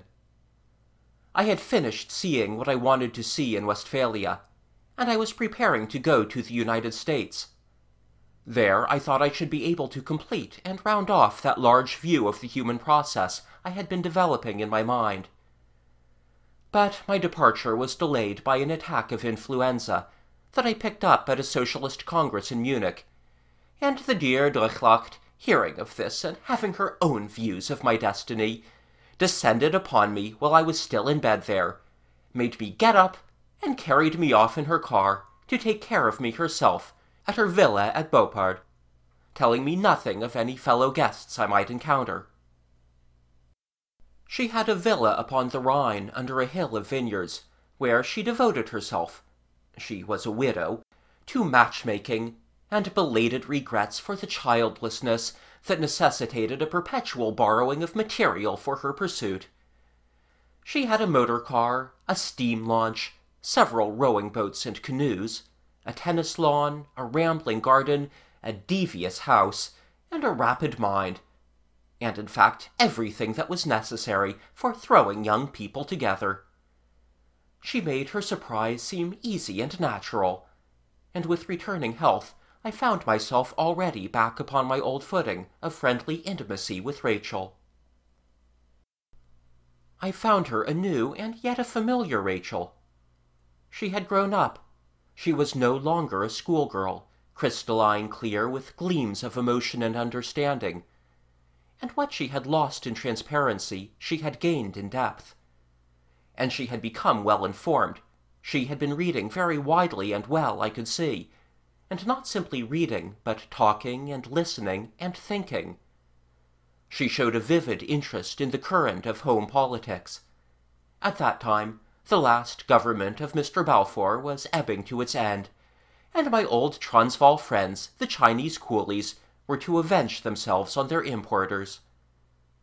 The tariff reformers my father detested were still struggling to unseat the Premier from his leadership of conservatism.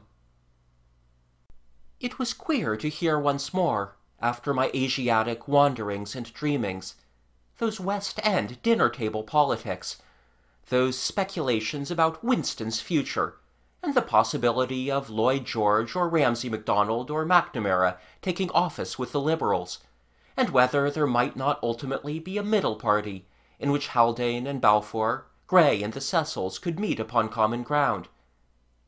It seemed now not only very small, but very far off.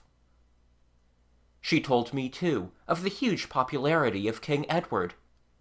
He had proved to be interested, curious, understanding, and clever, an unexpectedly successful king. She described how he was breaking out of the narrow official limits that had kept his mother in a kind of social bandbox, extending his solvent informality of friendliness to all sorts of men. He had won the heart of Will Crooks, the Labour member for Poplar, for example, made John Burns a social success, and warmed all France for England. I surveyed this novel picture of the English throne diffusing amiability. "I suppose it's what the throne ought to do," said Rachel. "If it can't be inspiration, at any rate it can tolerate and reconcile, and take the ill-bred bitterness out of politics." "My father might have said that." "I got that from your father," she said, and added after a momentary pause, "I go over and talk to him." "You talk to my father?"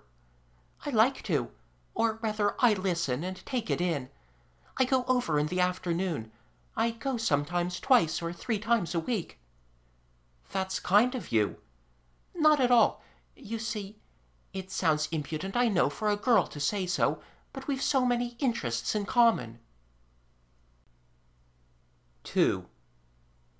I was more and more interested by Rachel as the days went on. A man must be stupid who does not know that a woman is happy in his presence, and for 2 years now and more I had met no one with a very strong personal feeling for me. And quite apart from that, her mind was extraordinarily interesting to me, because it was at once so active and so clear, and so limited by her entirely English circumstances. She had the prosperous English outlook. She didn't so much see the wide world as get glimpses of it through the tangle of Westminster and of West End and weekend limitations. She wasn't even aware of that greater unprosperous England, already sulking and darkling outside her political world, that greater England which was presently to make its first audible intimations of discontent in that remarkable anticlimax to King George's coronation, the railway strike. India for her was the land of people's cousins. Germany and the German dreadnoughts bulked far larger, and all the tremendous gathering forces of the East were beyond the range of her imagination. I set myself to widen her horizons. I told her something of the intention and range of my travels, and something of the views that were growing out of their experiences. I have a clear little picture in my mind of an excursion we made to that huge national Denkmal which rears its head out of the amiable vineyards of Assmanshausen and Rudesheim over against Bingen. We landed at the former place, went up its little funicular to eat our lunch and drink its red wine at the pleasant inn above, and then strolled along through the woods to the monument. The Fürstin fell behind with her unwilling escort, a newly arrived medical student from England, a very pleasant youngster named Berwick, who was all too obviously anxious to change places with me. She devised delays, and meanwhile I, as yet unaware of the state of affairs, went on with Rachel to that towering florid monument with its vast gesticulating Germania, which triumphs over the conquered provinces. We fell talking of war, and the passions and delusions that lead to war.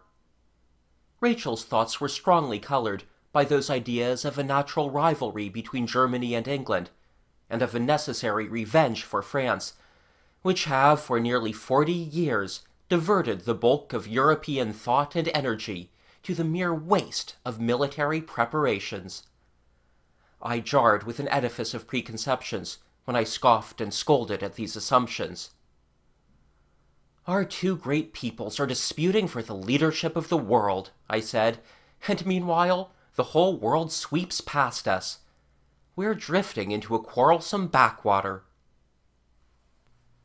I began to tell of the fermentation and new beginnings that were everywhere perceptible throughout the East, of the vast masses of human ability and energy that were coming into action in China and India, of the unlimited future of both North and South America, of the mere accidentalness of the European advantage.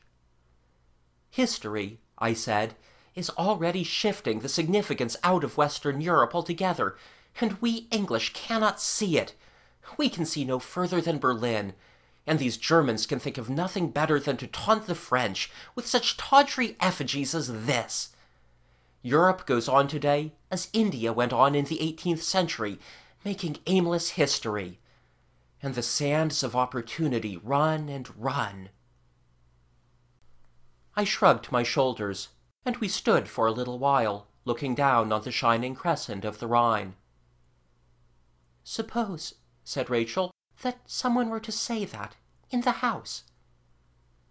"The house," I said, "doesn't hear things at my pitch. Bat outcries, too shrill altogether." "It might, if you—" She halted, hesitated for a moment on the question, and asked abruptly, "When are you coming back to England, Mr. Stratton?" "Certainly not for 6 months," I said.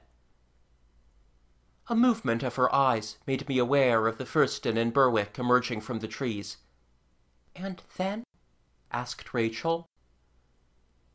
I didn't want to answer that question, in which the personal note sounded so clearly. "I am going to America to see America," I said, "and America may be rather a big thing to see." "You must see it." "I want to be sure of it. Something comprehensive. I want to get a general effect of it." Rachel hesitated, looked back to measure the distance of the Fürsten and her companion, and put her question again, but this time with a significance that did not seem even to want to hide itself. "Then will you come back?" she said. Her face flamed scarlet, but her eyes met mine boldly. Between us there was a flash of complete understanding. My answer, if it was lame and ungallant to such a challenge, was at least perfectly honest. "I can't make up my mind," I said. "I've been near making plans, taking steps. Something holds me back." I had no time for an explanation. "I can't make up my mind," I repeated. She stood for a moment rather stiffly, staring away toward the blue hills of Alsace.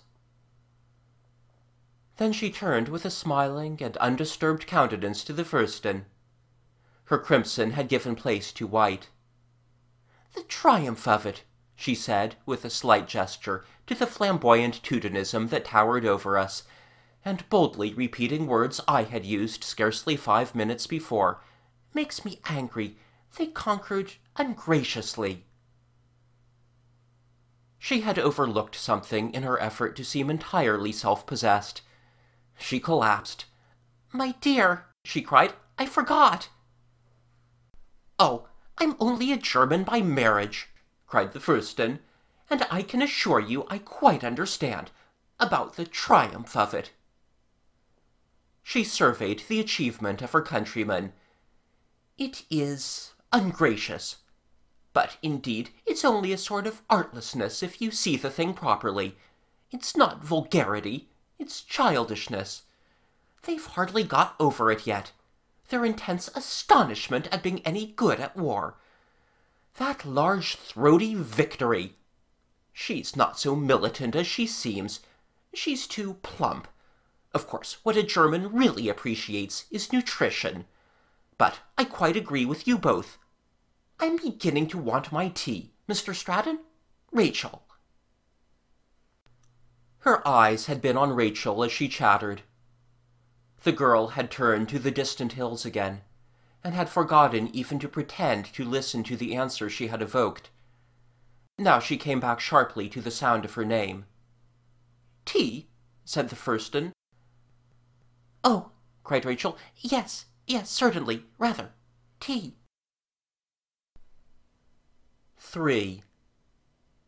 It was clear to me after that I must, as people say, have things out with Rachel. But before I could do anything of the sort, the Furstin pounced upon me. She made me sit up that night after her other guests had gone to their rooms, in the cosy little turret apartment she called her study, and devoted to the reading of whatever was most notorious in contemporary British fiction. "Sit down," she said, "by the fire in that chair there, and tell me all about it. It's no good your pretending you don't know what I mean. What are you up to with her, and why don't you go straight to your manifest destiny, as a decent man should?"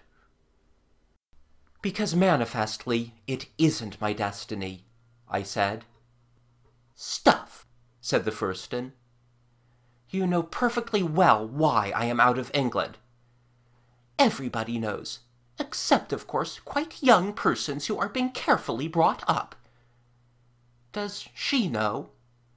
"She doesn't seem to." "Well, that's what I want to know." "Need she know?" "Well, it does seem rather essential." "I suppose if you think so." "Will you tell her?" "Tell her yourself if she must be told. Down there in Surrey she must have seen things and heard things, but I don't see that she wants a lot of ancient history. If it is ancient history, oh, 2 years and a half, it's an era."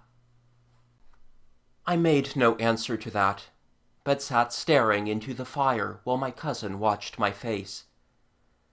At length I made my confession.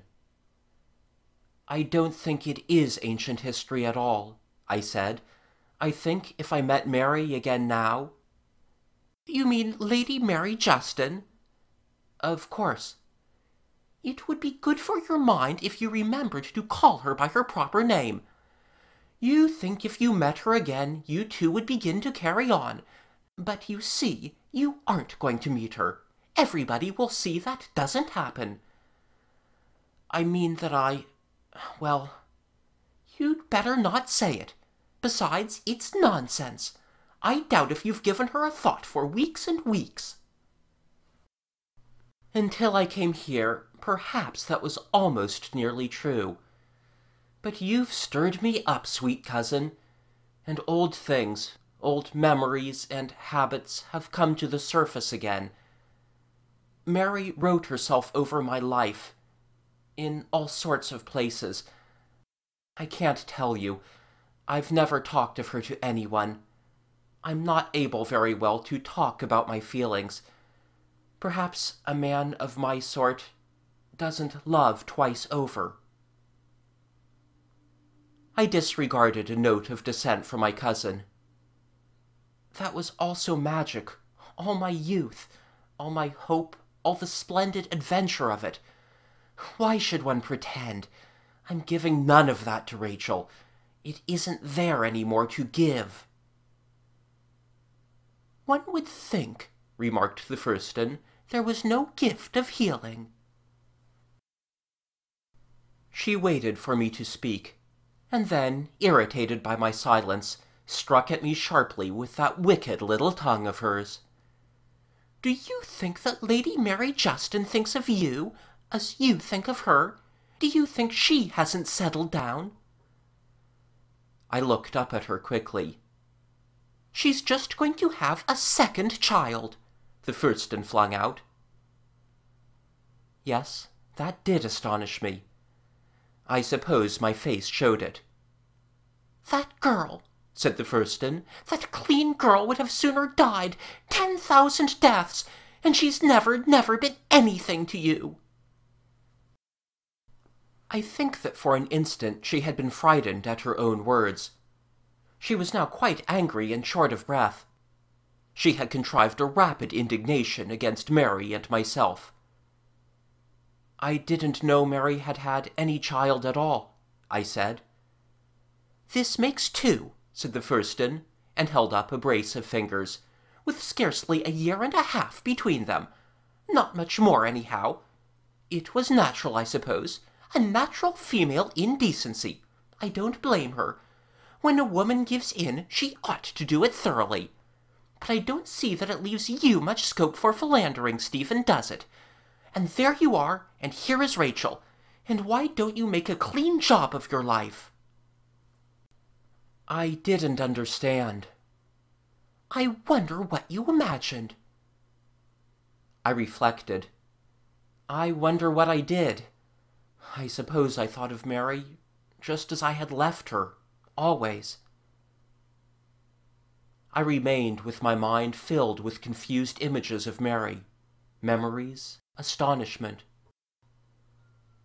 I perceived the Fürstin was talking. Maundering about, she was saying, like a huntsman without a horse. You've got work to do, blood in your veins. I'm not one of your ignorant women, Stephen. You ought to have a wife. Rachel's too good, I said, at the end of a pause, and perceiving I had to say something, to be that sort of wife. No woman's too good for a man, said the Fürstin von Letzlingen with conviction. It's what God made her for. 4. My visit to Beaupart was drawing to an end before I had a clear opportunity to have things out with Rachel. It was in a little garden, under the very shadow of that gracious cathedral at Worms, the sort of little garden to which one is admitted by ringing a bell and tipping a custodian. I think Worms is in many respects one of the most beautiful cathedrals I have ever seen, so perfectly proportioned, so delicately faded, so aloof, so free from pride or presumption. And it rises over this green and flowery piece, a towering, lithe, light-brown, sunlit, easy thing, as unconsciously and irrelevantly splendid as a tall ship in the evening glow under a press of canvas. We looked up at it for a time, and then went on with the talk to which we had been coming slowly since the Fürstin had packed us off for it, while she went into the town with Berwick to buy toys for her gatekeeper's children. I had talked about myself, and the gradual replacement of my ambition to play a part in imperial politics by wider intentions. You know, I asked abruptly, why I left England? She thought through the briefest of pauses. No, she decided at last. I made love, I said, to Lady Mary Justin, and we were found out. We couldn't go away together. Why not? She interjected. It was impossible. For some moments neither of us spoke. Something, she said, and then some vague report, and left these fragments to be her reply. We were old playmates. We were children together. We have something that draws us to each other. She made a mistake in marrying.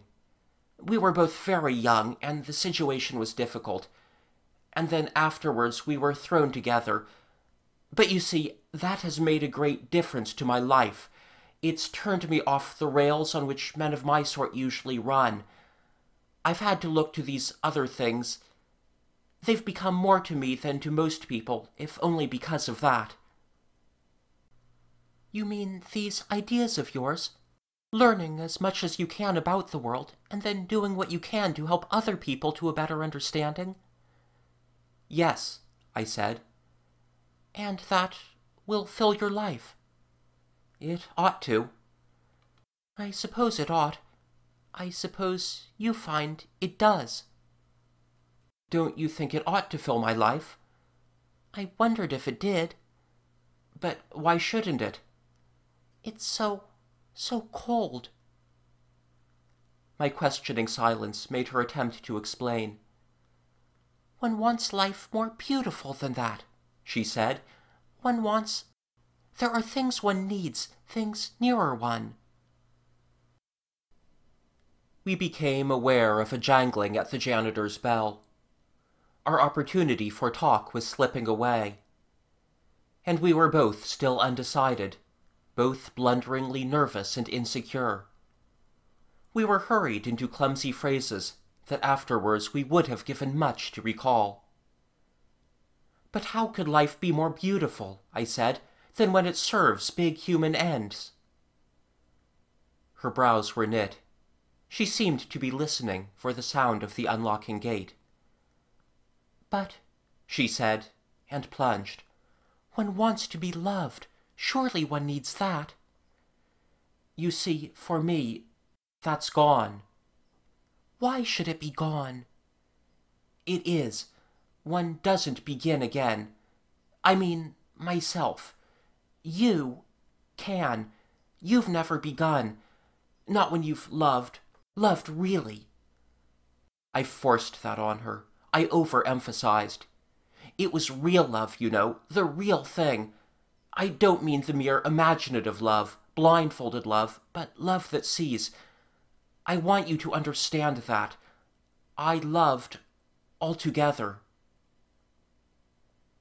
Across the lawn, under its trim, flowering trees, appeared Berwick loaded with little parcels, and manifestly eager to separate us, and the Furstin as manifestly putting on the drag. "There's a sort of love," I hurried, "that doesn't renew itself ever. Don't let yourself believe it does. Something else may come in its place, but that is different. It's youth, a wonderful newness. Look at that youngster. He can love you like that. I've watched him. He does. You know he does." "Yes," she said as hurriedly, "but then, you see, I don't love him." "You don't?" "I can't. But he's such a fresh, clean human being." "That's not all," said Rachel. "That's not all. You don't understand." The two drew near.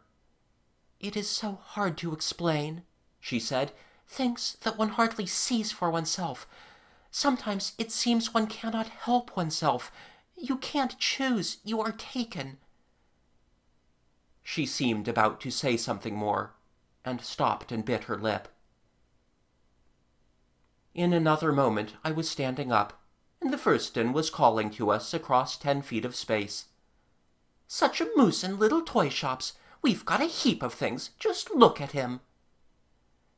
He smiled over his load, with anxious eyes upon our faces. 10 separate parcels," he said, appealing for Rachel's sympathy. "I'm doing my best not to complain." And rather adroitly he contrived to let 2 of them slip, and captured Rachel to assist him. He didn't relinquish her again. 5. The Furstin and I followed them along the broad, pleasant, tree-lined street towards the railway station. "A boy of that age ought not to marry a girl of that age," said the Furstin, breaking a silence. I didn't answer. "Well," she said, domineering. "My dear cousin," I said, "I know all that you have in your mind. I admit I covet her. You can't make me more jealous than I am. She's clean and sweet. It is marvelous how the God of the rest of the world can have made a thing so brave and honest and wonderful. She's better than flowers. But I think I am going away tonight, nevertheless." "You don't mean you're going to carry chivalry to the point of giving that boy a chance, for he hasn't one while you're about." "No. You see, I want to give Rachel a chance. You know as well as I do the things in my mind." "That you've got to forget." "That I don't forget." "That you're bound in honor to forget. And who could help you better?" "I'm going," I said, and then wrathfully, "If you think I want to use Rachel as a sort of dressing for my old sores—" I left the sentence unfinished. "Oh, nonsense!" cried the Furstin. and wouldn't speak to me again until we got to that entirely Teutonic art station that is not the least among the sights of Worms. "Sores, indeed," said the Fürstin presently, as we walked up the end of the platform. "There's nothing," said the Fürstin, with an unusual note of petulance, "she'd like better. I can't think what men are coming to," she went on. "You are in love with her, or you wouldn't be so generous. And she's head over heels with you, and here you are. I'll give you one more chance." "I won't take it," I interrupted. "It isn't fair. I tell you, I won't take it.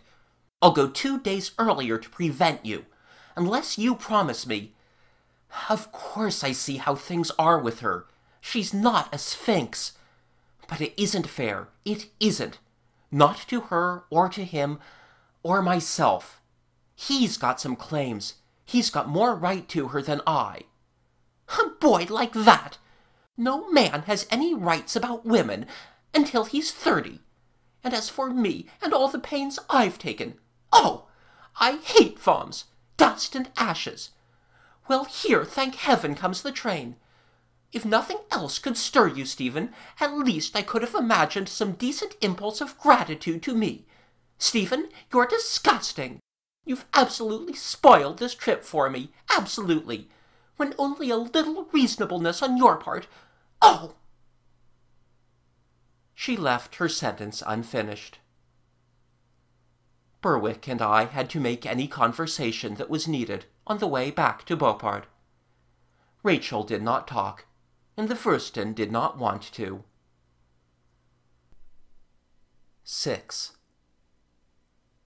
Directly I had parted from Rachel's questioning eyes, I wanted to go back to them. It seems to me now that all the way across to America, in that magnificent German liner I joined at Hamburg, I was thinking in confused alternations of her and of Mary. There are turns of thought that still bring back inseparably with them the faint echo of the airs of the excellent but industrious band that glorified our crossing. I had been extraordinarily shocked and concerned at the thought of Mary bearing children. It is a grotesque thing to confess, but I had never let myself imagine the possibility of such a thing, for her who had been so immensely mine. We are the oddest creatures, little son, beasts and barbarians and brains, neither one nor the other, but all confusedly. And here was I, who had given up Mary, and resigned her, and freed myself from her, as I thought altogether, cast back again into my old pit by the most obvious and necessary consequence of her surrender and mine. And it's just there, and in that relation, that we men and women are so elaborately insecure. We try to love as equals, and behave as equals, and concede a level freedom. And then comes a crisis. Our laboriously contrived edifice of liberty collapses, and we perceive that so far as sex goes, the woman remains to the man no more than a possession, capable of loyalty or treachery. There, still at that barbaric stage, the situation stands. You see, I had always wanted to own Mary, and always she had disputed that. That is our whole story, the story of an instinctive subjugation struggling against a passionate desire for fellowship. She had denied herself to me, taken herself away. That much I could endure. But now came this blazing fact that showed her, as it seemed, in the most material and conclusive way, overcome. I had storms of retrospective passion at the thoroughness of her surrender. Yes, and that's in every one of us. In every one. I wonder if in all decent, law-abiding London there lives a single healthy adult man who has not, at times, longed to trample and kill. For once, I think, the Fürsten miscalculated consequences. I think I should have engaged myself to Rachel before I went to America, if it had not been for the Fürsten's revelation. But this so tore me that I could no longer go on falling in love again, naturally and sweetly. No man falls in love if he has just been flayed. I could no longer think of Rachel except as a foil to Mary. I was moved to marry her by a new set of motives, to fling her, so to speak, in Mary's face. And from the fierce vulgarity of that at least I recoiled, and let her go, as I have told you. 7. I had thought all that was over. I remember my struggles to recover my peace. I remember how very late one night I went up to the promenade deck to smoke a cigar before turning in. It was a warm moonlit night. The broad, low waves of ebony water that went seething past below foamed luminous and were streaked and starred with phosphorescence. The recumbent moon, past its full and sinking westward, seemed bigger than I had ever seen it before, and the roundness of the watery globe was manifest about the edge of the sky. One had that sense, so rare on land, so common in the night at sea, of the world as a conceivable sphere, and of interstellar space as of something clear and close at hand. There came back to me again that feeling I had lost for a time in Germany, of being not myself, but man, consciously on his little planet, communing with God. But my spirit was saying all the time, I am still in my pit, in my pit. After all, I am still in my pit. And then there broke the answer on my mind, that all our lives we must struggle out of our pits, that to struggle out of our pit is this life. There is no individual life but that, and that there comes no escape here, no end to that effort, until the release of death. Continually or frequently we may taste salvation, but never may we achieve it while we are things of substance. Each moment in our lives we come to the test, and are lost again or saved again. To be assured of one's security is to forget and fall away. And standing at the rail with these thoughts in my mind, suddenly I prayed. I remember how the engine throbs beat through me like the beating of a heart, and that far below, among the dim lights that came up from the emigrants in the steerage, there was a tinkling music as I prayed, and a man's voice singing a plaintive air in some strange Slavonic tongue. That voice of the invisible singer, and the spirit of the unknown songmaker, and the serenity of the sky, they were all, I perceived, no more and no less than things in myself that I did not understand. They were out beyond the range of understanding. And yet they fell into the completest harmony that night with all that I seemed to understand. End of Chapter 9, Parts 1 to 7. Chapter 9, Parts 8 to 12. The Spirit of the New World. 8.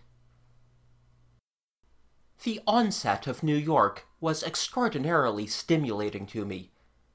I write onset. It is indeed that. New York rides up out of the waters, a cliff of man's making. Its great buildings at a distance seem like long Chinese banners held up against the sky. From Sandy Hook to the great landing stages, and to the swirling, hooting traffic of the Hudson River, there fails nothing in that magnificent crescendo of approach. And New York keeps the promise of its first appearance. There is no such fullness of life elsewhere in all the world. The common man in the streets is a bigger common man than any old-world city can show, physically bigger. There is hope in his eyes and a braced defiance. New York may be harsh and blusterous and violent, but there is a breeze from the sea and a breeze of fraternity in the streets, and the Americans of all peoples in the world are a nation of still unbroken men. I went to America curious, balancing between hope and skepticism. The European world is full of the criticism of America, and for the matter of that, America too is full of it. Hostility and depreciation prevail. Overmuch, for in spite of rawness and vehemence, and a scum of blatant, quite asinine folly, the United States of America remains the greatest country in the world, and the living hope of mankind. It is the supreme break with the old tradition. It is the freshest and most valiant beginning that has ever been made in human life. Here was the antithesis of India. Here were no peasants whatever, no traditional culture, no castes, no established differences, except for the one schism of color. This amazing place had never had a famine, never a plague. Here were no temples and no priesthoods dominating the lives of the people. Old Trinity Church, embedded amidst towering skyscrapers, was a symbol for as much as they had of all that. And here, too, there was no crown, no affectations of an ancient loyalty, no visible army, no traditions of hostility. For the old defiance of Britain is a thing now ridiculous and dead. And everyone I met had an air as if he knew that tomorrow must be different from today, and different and novel and remarkable by virtue of himself, and such as himself. I went about New York with the incredulous satisfaction of a man who has long doubted, to find that after all, America was coming true. The very clatter pleased me, the crowds, the camp-like slovenliness, a disorder so entirely different from the established and accepted untidiness of China or India. Here was something the old world had never shown me, a new enterprise, a fresh vigor. In the old world there is change, a mighty wave now of change, but it drives men before it as if it were a power outside them and not in them. They do not know, they do not believe. But here the change is in the very blood and spirit of mankind. They breathe it in even before the launch has brought their feet to Ellis Island soil. In 6 months they are Americanized. Does it matter that a thing so gigantic should be a little coarse and blundering in detail, if the stumbling giant of the new time breaks a gracious relic or so in his eager clutch, and treads a little on the flowers? 9. And in this setting of energy and activity, towering city life and bracing sea breezes, I met Gidding again, whom I had last seen departing into Egypt, to look more particularly at the prehistoric remains and the temples of the first and second dynasty at Abydos. It was at a dinner party, one of those large gatherings that welcome interesting visitors. It wasn't, of course, I who was the center of interest, but a distinguished French portrait painter. I was there as just any guest. I hadn't even perceived Gidding until he came round to me in that precious gap of masculine intercourse that ensues upon the departure of the ladies. That gap is one of the rare opportunities for conversation men get in America. "I don't know whether you will remember me," he said, "but perhaps you remember Crete, in the sunrise." "And no end of talk afterwards," I said, grasping his hand. "No end, for we didn't half finish. Did you have a good time in Egypt?" "I'm not going to talk to you about Egypt," said Gidding. "I'm through with ruins. I'm going to ask you— you know what I'm going to ask you." "What I think of America," It's the same inevitable question. I think everything of it. It's the stepping-off place. I've come here at last because it matters most." "That's what we all want to believe," said Gidding. "That's what we want you to tell us." He reflected. "It's immense, isn't it? Perfectly immense. But I am afraid at times we're too disposed to forget just what it's all about. We've got to be reminded. That, you know, is why we keep on asking." He went on to question me, where I had been, what I had done, what I made of things. He'd never, he said, forgotten our 2 days' gossip in the Levant, and all the wide questions about the world and ourselves that we had broached then and left so open. I soon found myself talking very freely to him. I am not a ready or abundant talker, but Gidding has the knack of precipitating my ideas. He is America to my Europe, and at his touch, all that has been hanging in concentrated solution in my mind comes crystallizing out. He has, to a peculiar degree, that directness and simplicity which is the distinctive American quality. I tried to explain to his solemnly nodding head and entirely intelligent eyes just exactly what I was making of things, of the world, of humanity, of myself. It was an odd theme for two men to attempt after dinner, servants hovering about them, their two faces a little flushed by wine and good eating, their keen interest masked from the others around them by a gossiping affectation, their hands going out as they talked for matches or cigarette, and before we had gone further than to fling out a few intimations to each other, our colloquy was interrupted by our host standing up, and by the general stir that preluded our return to feminine society. "We've got more to say than this," said Gidding. "We've got to talk." He brought out a little engagement book that at once drew out mine in response.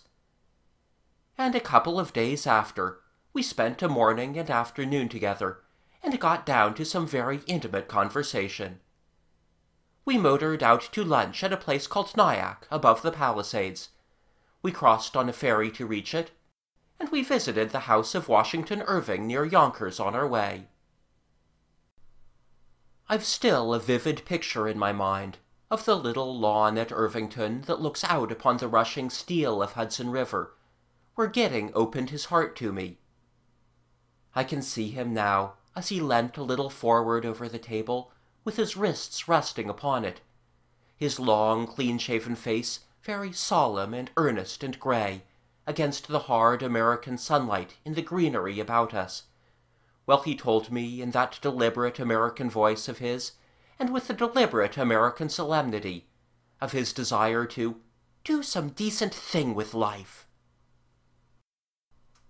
He was very anxious to set himself completely before me, I remember, on that occasion.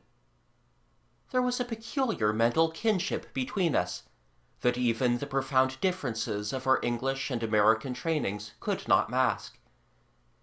And now he told me almost everything material about his life. For the first time, I learned how enormously rich he was, not only by reason of his father's acquisitions, but also because of his own almost instinctive aptitude for business. "I've got," he said, "to begin with, what almost all men spend their whole lives in trying to get. And it amounts to nothing. It leaves me with life like a blank sheet of paper, and nothing in particular to write on it." "You know," he said, "it's exasperating. I'm already halfway to 70, and I'm still wandering about, wondering what to do with this piece of life God has given me." He had lived, as people say. He had been in scrapes and scandals, tasted to the full the bitter intensities of the personal life.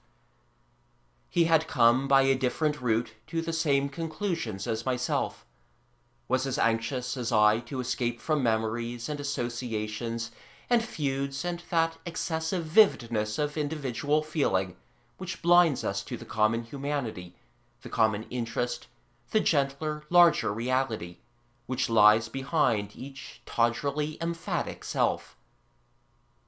"It's a sort of inverted homeopathy I want," he said, "the big thing to cure the little thing."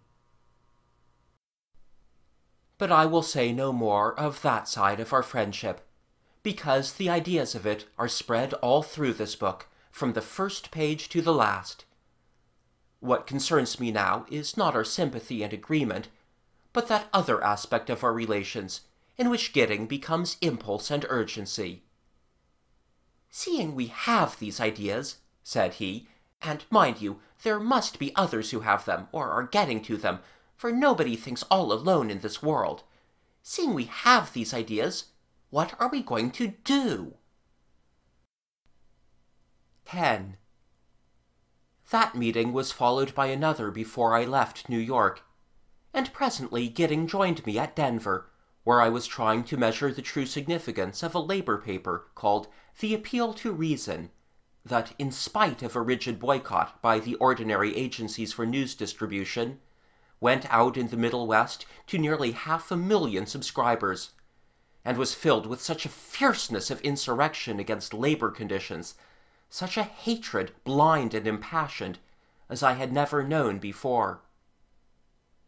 Gidding remained with me there, and came back with me to Chicago, where I wanted to see something of the Americanization of the immigrant, and my survey of America, the social and economic problem of America, resolved itself more and more into a conference with him.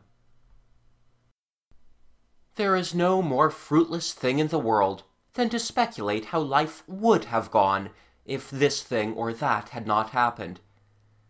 Yet I cannot help but wonder how far I might have traveled along the lines of my present work if I had gone to America and not met Gidding, or if I had met him without visiting America. The man and his country are inextricably interwoven in my mind. Yet I do think that his simplicity and directness, his force of initiative that turned me from a mere inquirer into an active writer and organizer, are qualities less his in particular than America's in general.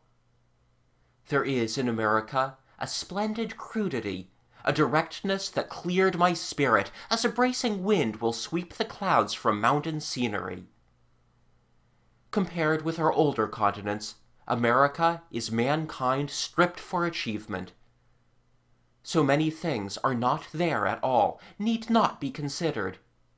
No institutional aristocracy, no kaisers, czars, nor king-emperors to maintain a litigious sequel to the Empire of Rome. It has no uneducated, immovable peasantry rooted to the soil. Indeed, it has no rooting to the soil at all. It is, from the 49th parallel to the tip of Cape Horn, one triumphant embodiment of freedom and deliberate agreement. For I mean all America, Spanish-speaking as well as English-speaking.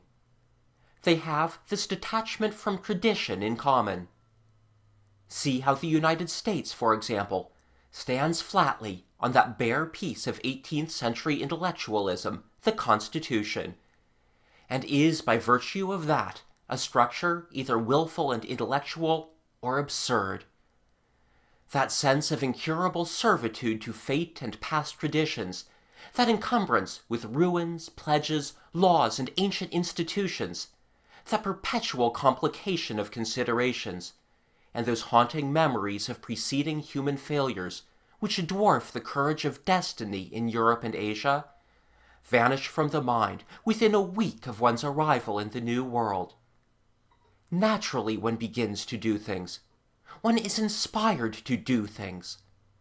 One feels that one has escaped. One feels that the time is now. All America, North and South alike, is one tremendous escape from ancient obsessions into activity and making.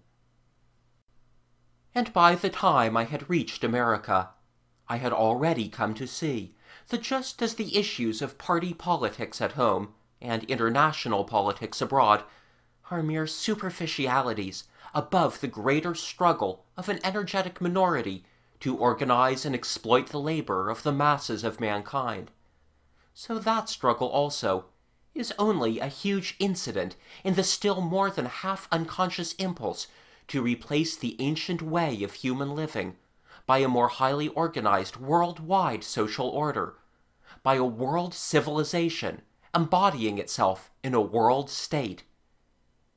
And I saw now how that impulse could neither cease nor could it on the other hand realize itself until it became conscious and deliberate and merciful, free from haste and tyranny, persuasive and sustained by a nearly universal sympathy and understanding.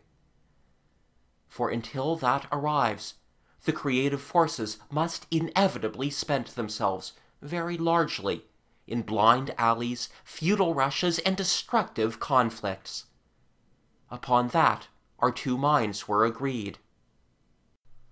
"We have," said Gidding, "to understand and make understanding. That is the real work for us to do, Stratton. That is our job. The world, as you say, has been floundering about, half making civilization and never achieving it. Now I don't mean just you and me, Stratton, particularly, but every intelligent man among us, have got to set to and make it thorough. There is no other sane policy for a man outside his private passions but that. So let's get at it." I find it now impossible to trace the phases by which I reached these broad ideas, upon which I rest all my work. But certainly they were present very early in my discussions with Gidding. We two men had been thinking independently, but very similarly, and it is hard to say just what completing touches either of us gave to the other's propositions.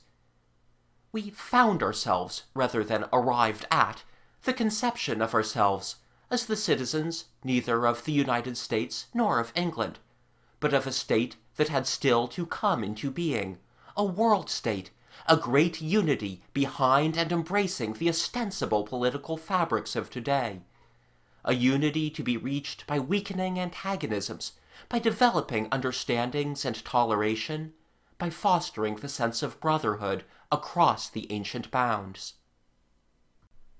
We believed, and we believe, that such a creative conception of a human commonweal can be fostered in exactly the same way that the idea of German unity was fostered, behind the dukedoms, the free cities and kingdoms of Germany. A conception so creative that it can dissolve traditional hatreds, incorporate narrower loyalties, and replace 1,000 suspicions and hostilities by a common passion for collective achievement. So creative that at last the national boundaries of today may become obstacles as trivial to the amplifying goodwill of men as the imaginary line that severs Normandy from Brittany or Berwick from Northumberland. And it is not only a great peace about the earth that this idea of a world state means for us, but social justice also. We are both convinced altogether that there survives no reason for lives of toil, for hardship, poverty, famine, infectious disease, for the continuing cruelties of wild beasts, and the greater multitude of crimes, but mismanagement and waste, and that mismanagement and waste spring from no other source than ignorance, and from stupid divisions and jealousies, base patriotisms, fanaticisms, prejudices, and suspicions, that are all no more than ignorance, a little mingled with viciousness. We have looked closely into the servitude of modern labor. We have seen its injustice fester towards syndicalism and revolutionary socialism. And we know these things for the mere aimless, ignorant resentments they are. Punishments, not remedies.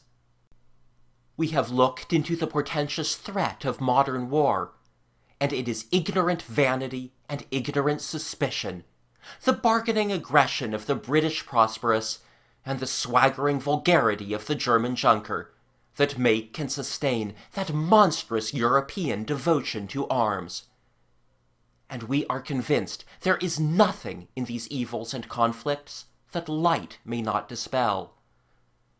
We believe that these things can be dispelled, that the great universals, science, which has limitations neither of race nor class, art, which speaks to its own in every rank and nation, philosophy and literature, which broaden sympathy and banish prejudice, can flood and submerge and will yet flow over and submerge every one of these separations between man and man. I will not say that this great state, this world republic of civilized men, is our dream, because it is not a dream. It is a manifestly reasonable possibility. It is our intention. It is what we are deliberately making, and what, in a little while, very many men and women will be making. We are secessionists from all contemporary nationalities and loyalties.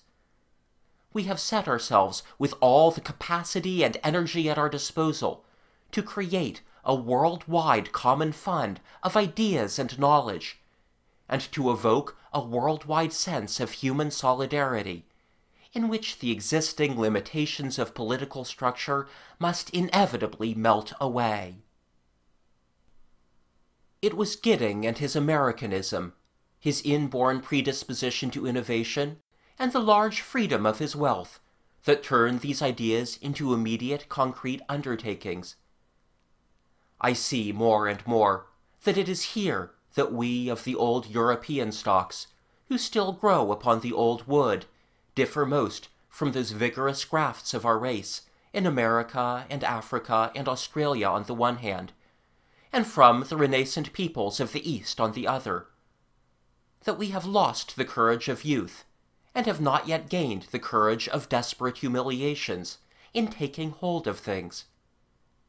To Gidding, it was neither preposterous nor insufferably magnificent that we should set about a propaganda of all science, all knowledge, all philosophical and political ideas round about the habitable globe. His mind began producing concrete projects, as a firework being lit produces sparks, and soon he was figuring out the most colossal of printing and publishing projects, as a man might work out the particulars for an alteration to his bathroom. It was so entirely natural to him, it was so entirely novel to me, to go on from the proposition that understanding was the primary need of humanity, to the systematic organization of free publishing, exhaustive discussion, intellectual stimulation. He set about it as a company of pharmacists might organize the distribution of some beneficial cure. "Say, Stratton," he said, after a conversation that had seemed to me half fantasy, "let's do it." There are moments still when it seems to me that this life of mine has become the most preposterous of adventures. We two absurd human beings are spending our days and nights in a sustained and growing attempt to do what? To destroy certain obsessions, and to give the universal human mind a form and a desire for expression.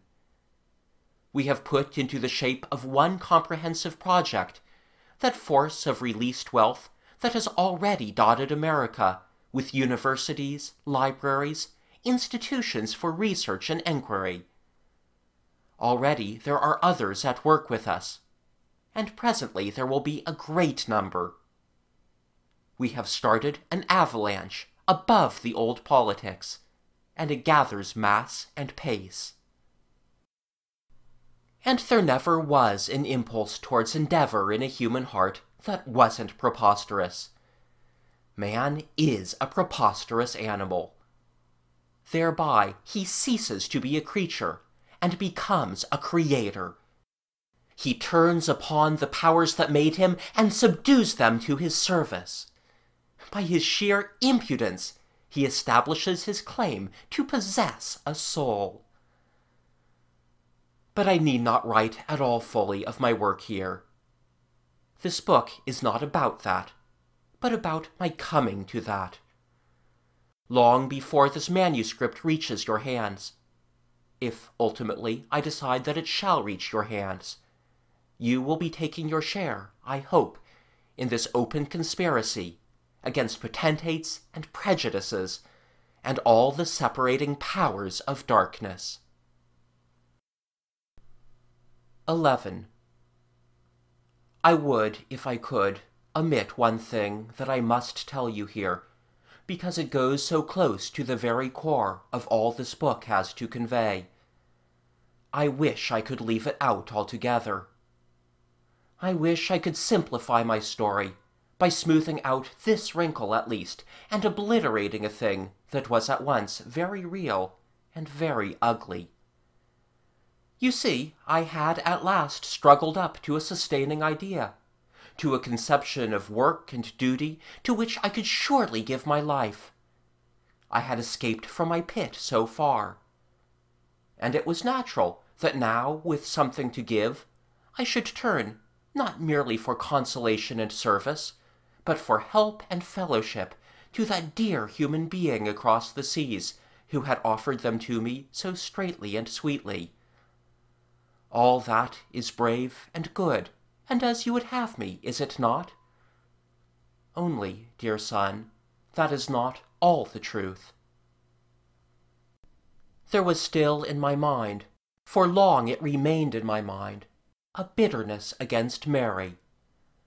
I had left her, I had lost her, we had parted. But from Germany to America, and all through America, and home again to my marriage, and with me after my marriage, it rankled that she could still go on living a life independent of mine. I had not yet lost my desire to possess her, to pervade and dominate her existence. My resentment that though she loved me, she had first not married me, and afterwards not consented to come away with me, was smouldering under the closed hatches of my mind. And so, while the better part of me was laying hold of this work, because it gave me the hope of a complete distraction and escape from my narrow and jealous self, that lower being of the pit was also rejoicing in the great enterprises before me, and in the marriage upon which I had now determined, because it was a last trampling upon my devotion to Mary, because it defied and denied some lurking claims to empire I could suspect in her. I want to tell you that particularly, because so I am made, so you are made, so most of us are made. There is scarcely a high purpose in all the world that has no dwarfish footman at its stirrup, no base intention over which there does not ride at least the phantom of an angel.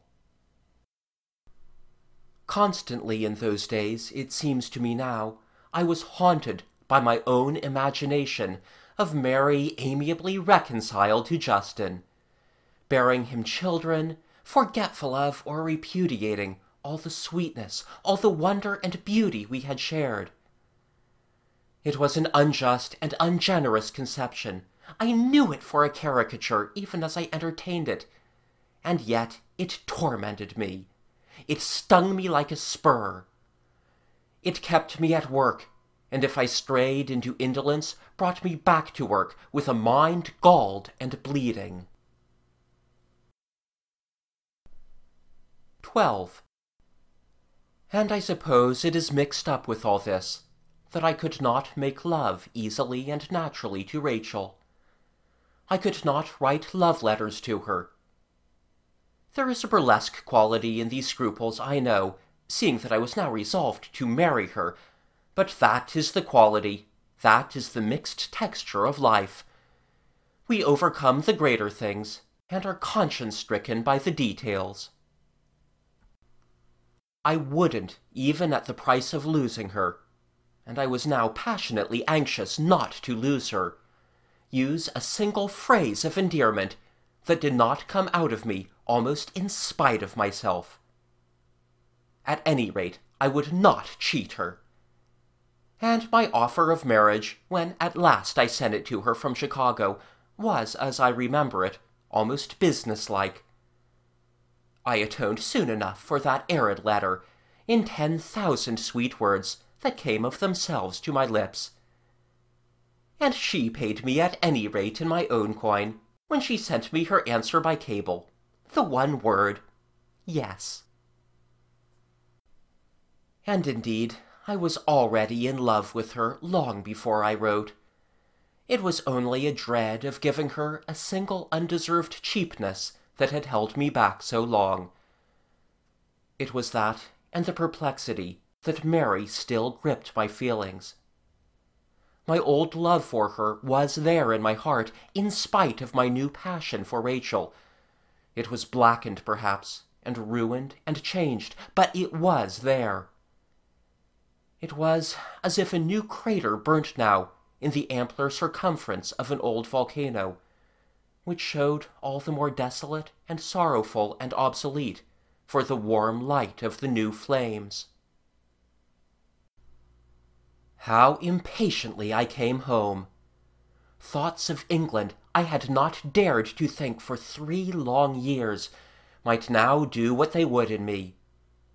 I dreamt of the Surrey hills and the great woods of Burnmore Park, of the changing skies and stirring soft winds of our grey-green motherland. There was fog in the Irish Sea, and we lost the better part of a day hooting our way towards Liverpool, while I fretted about the ship with all my luggage packed, staring at the grey waters that weltered under the mist. It was the longest day in my life. My heart was full of desire. My eyes ached for the little fields and golden October skies of England.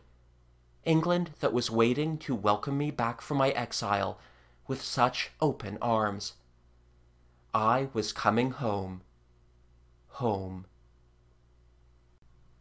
I hurried through London into Surrey, and in my father's study, warned by a telegram, I found a bright-eyed, resolute young woman awaiting me, with the quality about her of one who embarks upon a long premeditated adventure.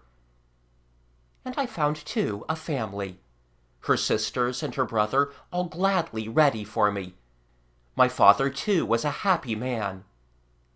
And on the 8th of November in 1906, Rachel and I were married in the little church at Cher. We stayed for a week or so in Hampshire near Ringwood. The season was late that year, and the trees still very beautiful. And then we went to Portofino on the Ligurian coast. There, presently, Gidding joined us, and we began to work out the schemes we had made in America, the schemes that now fill my life. End of Chapter 9.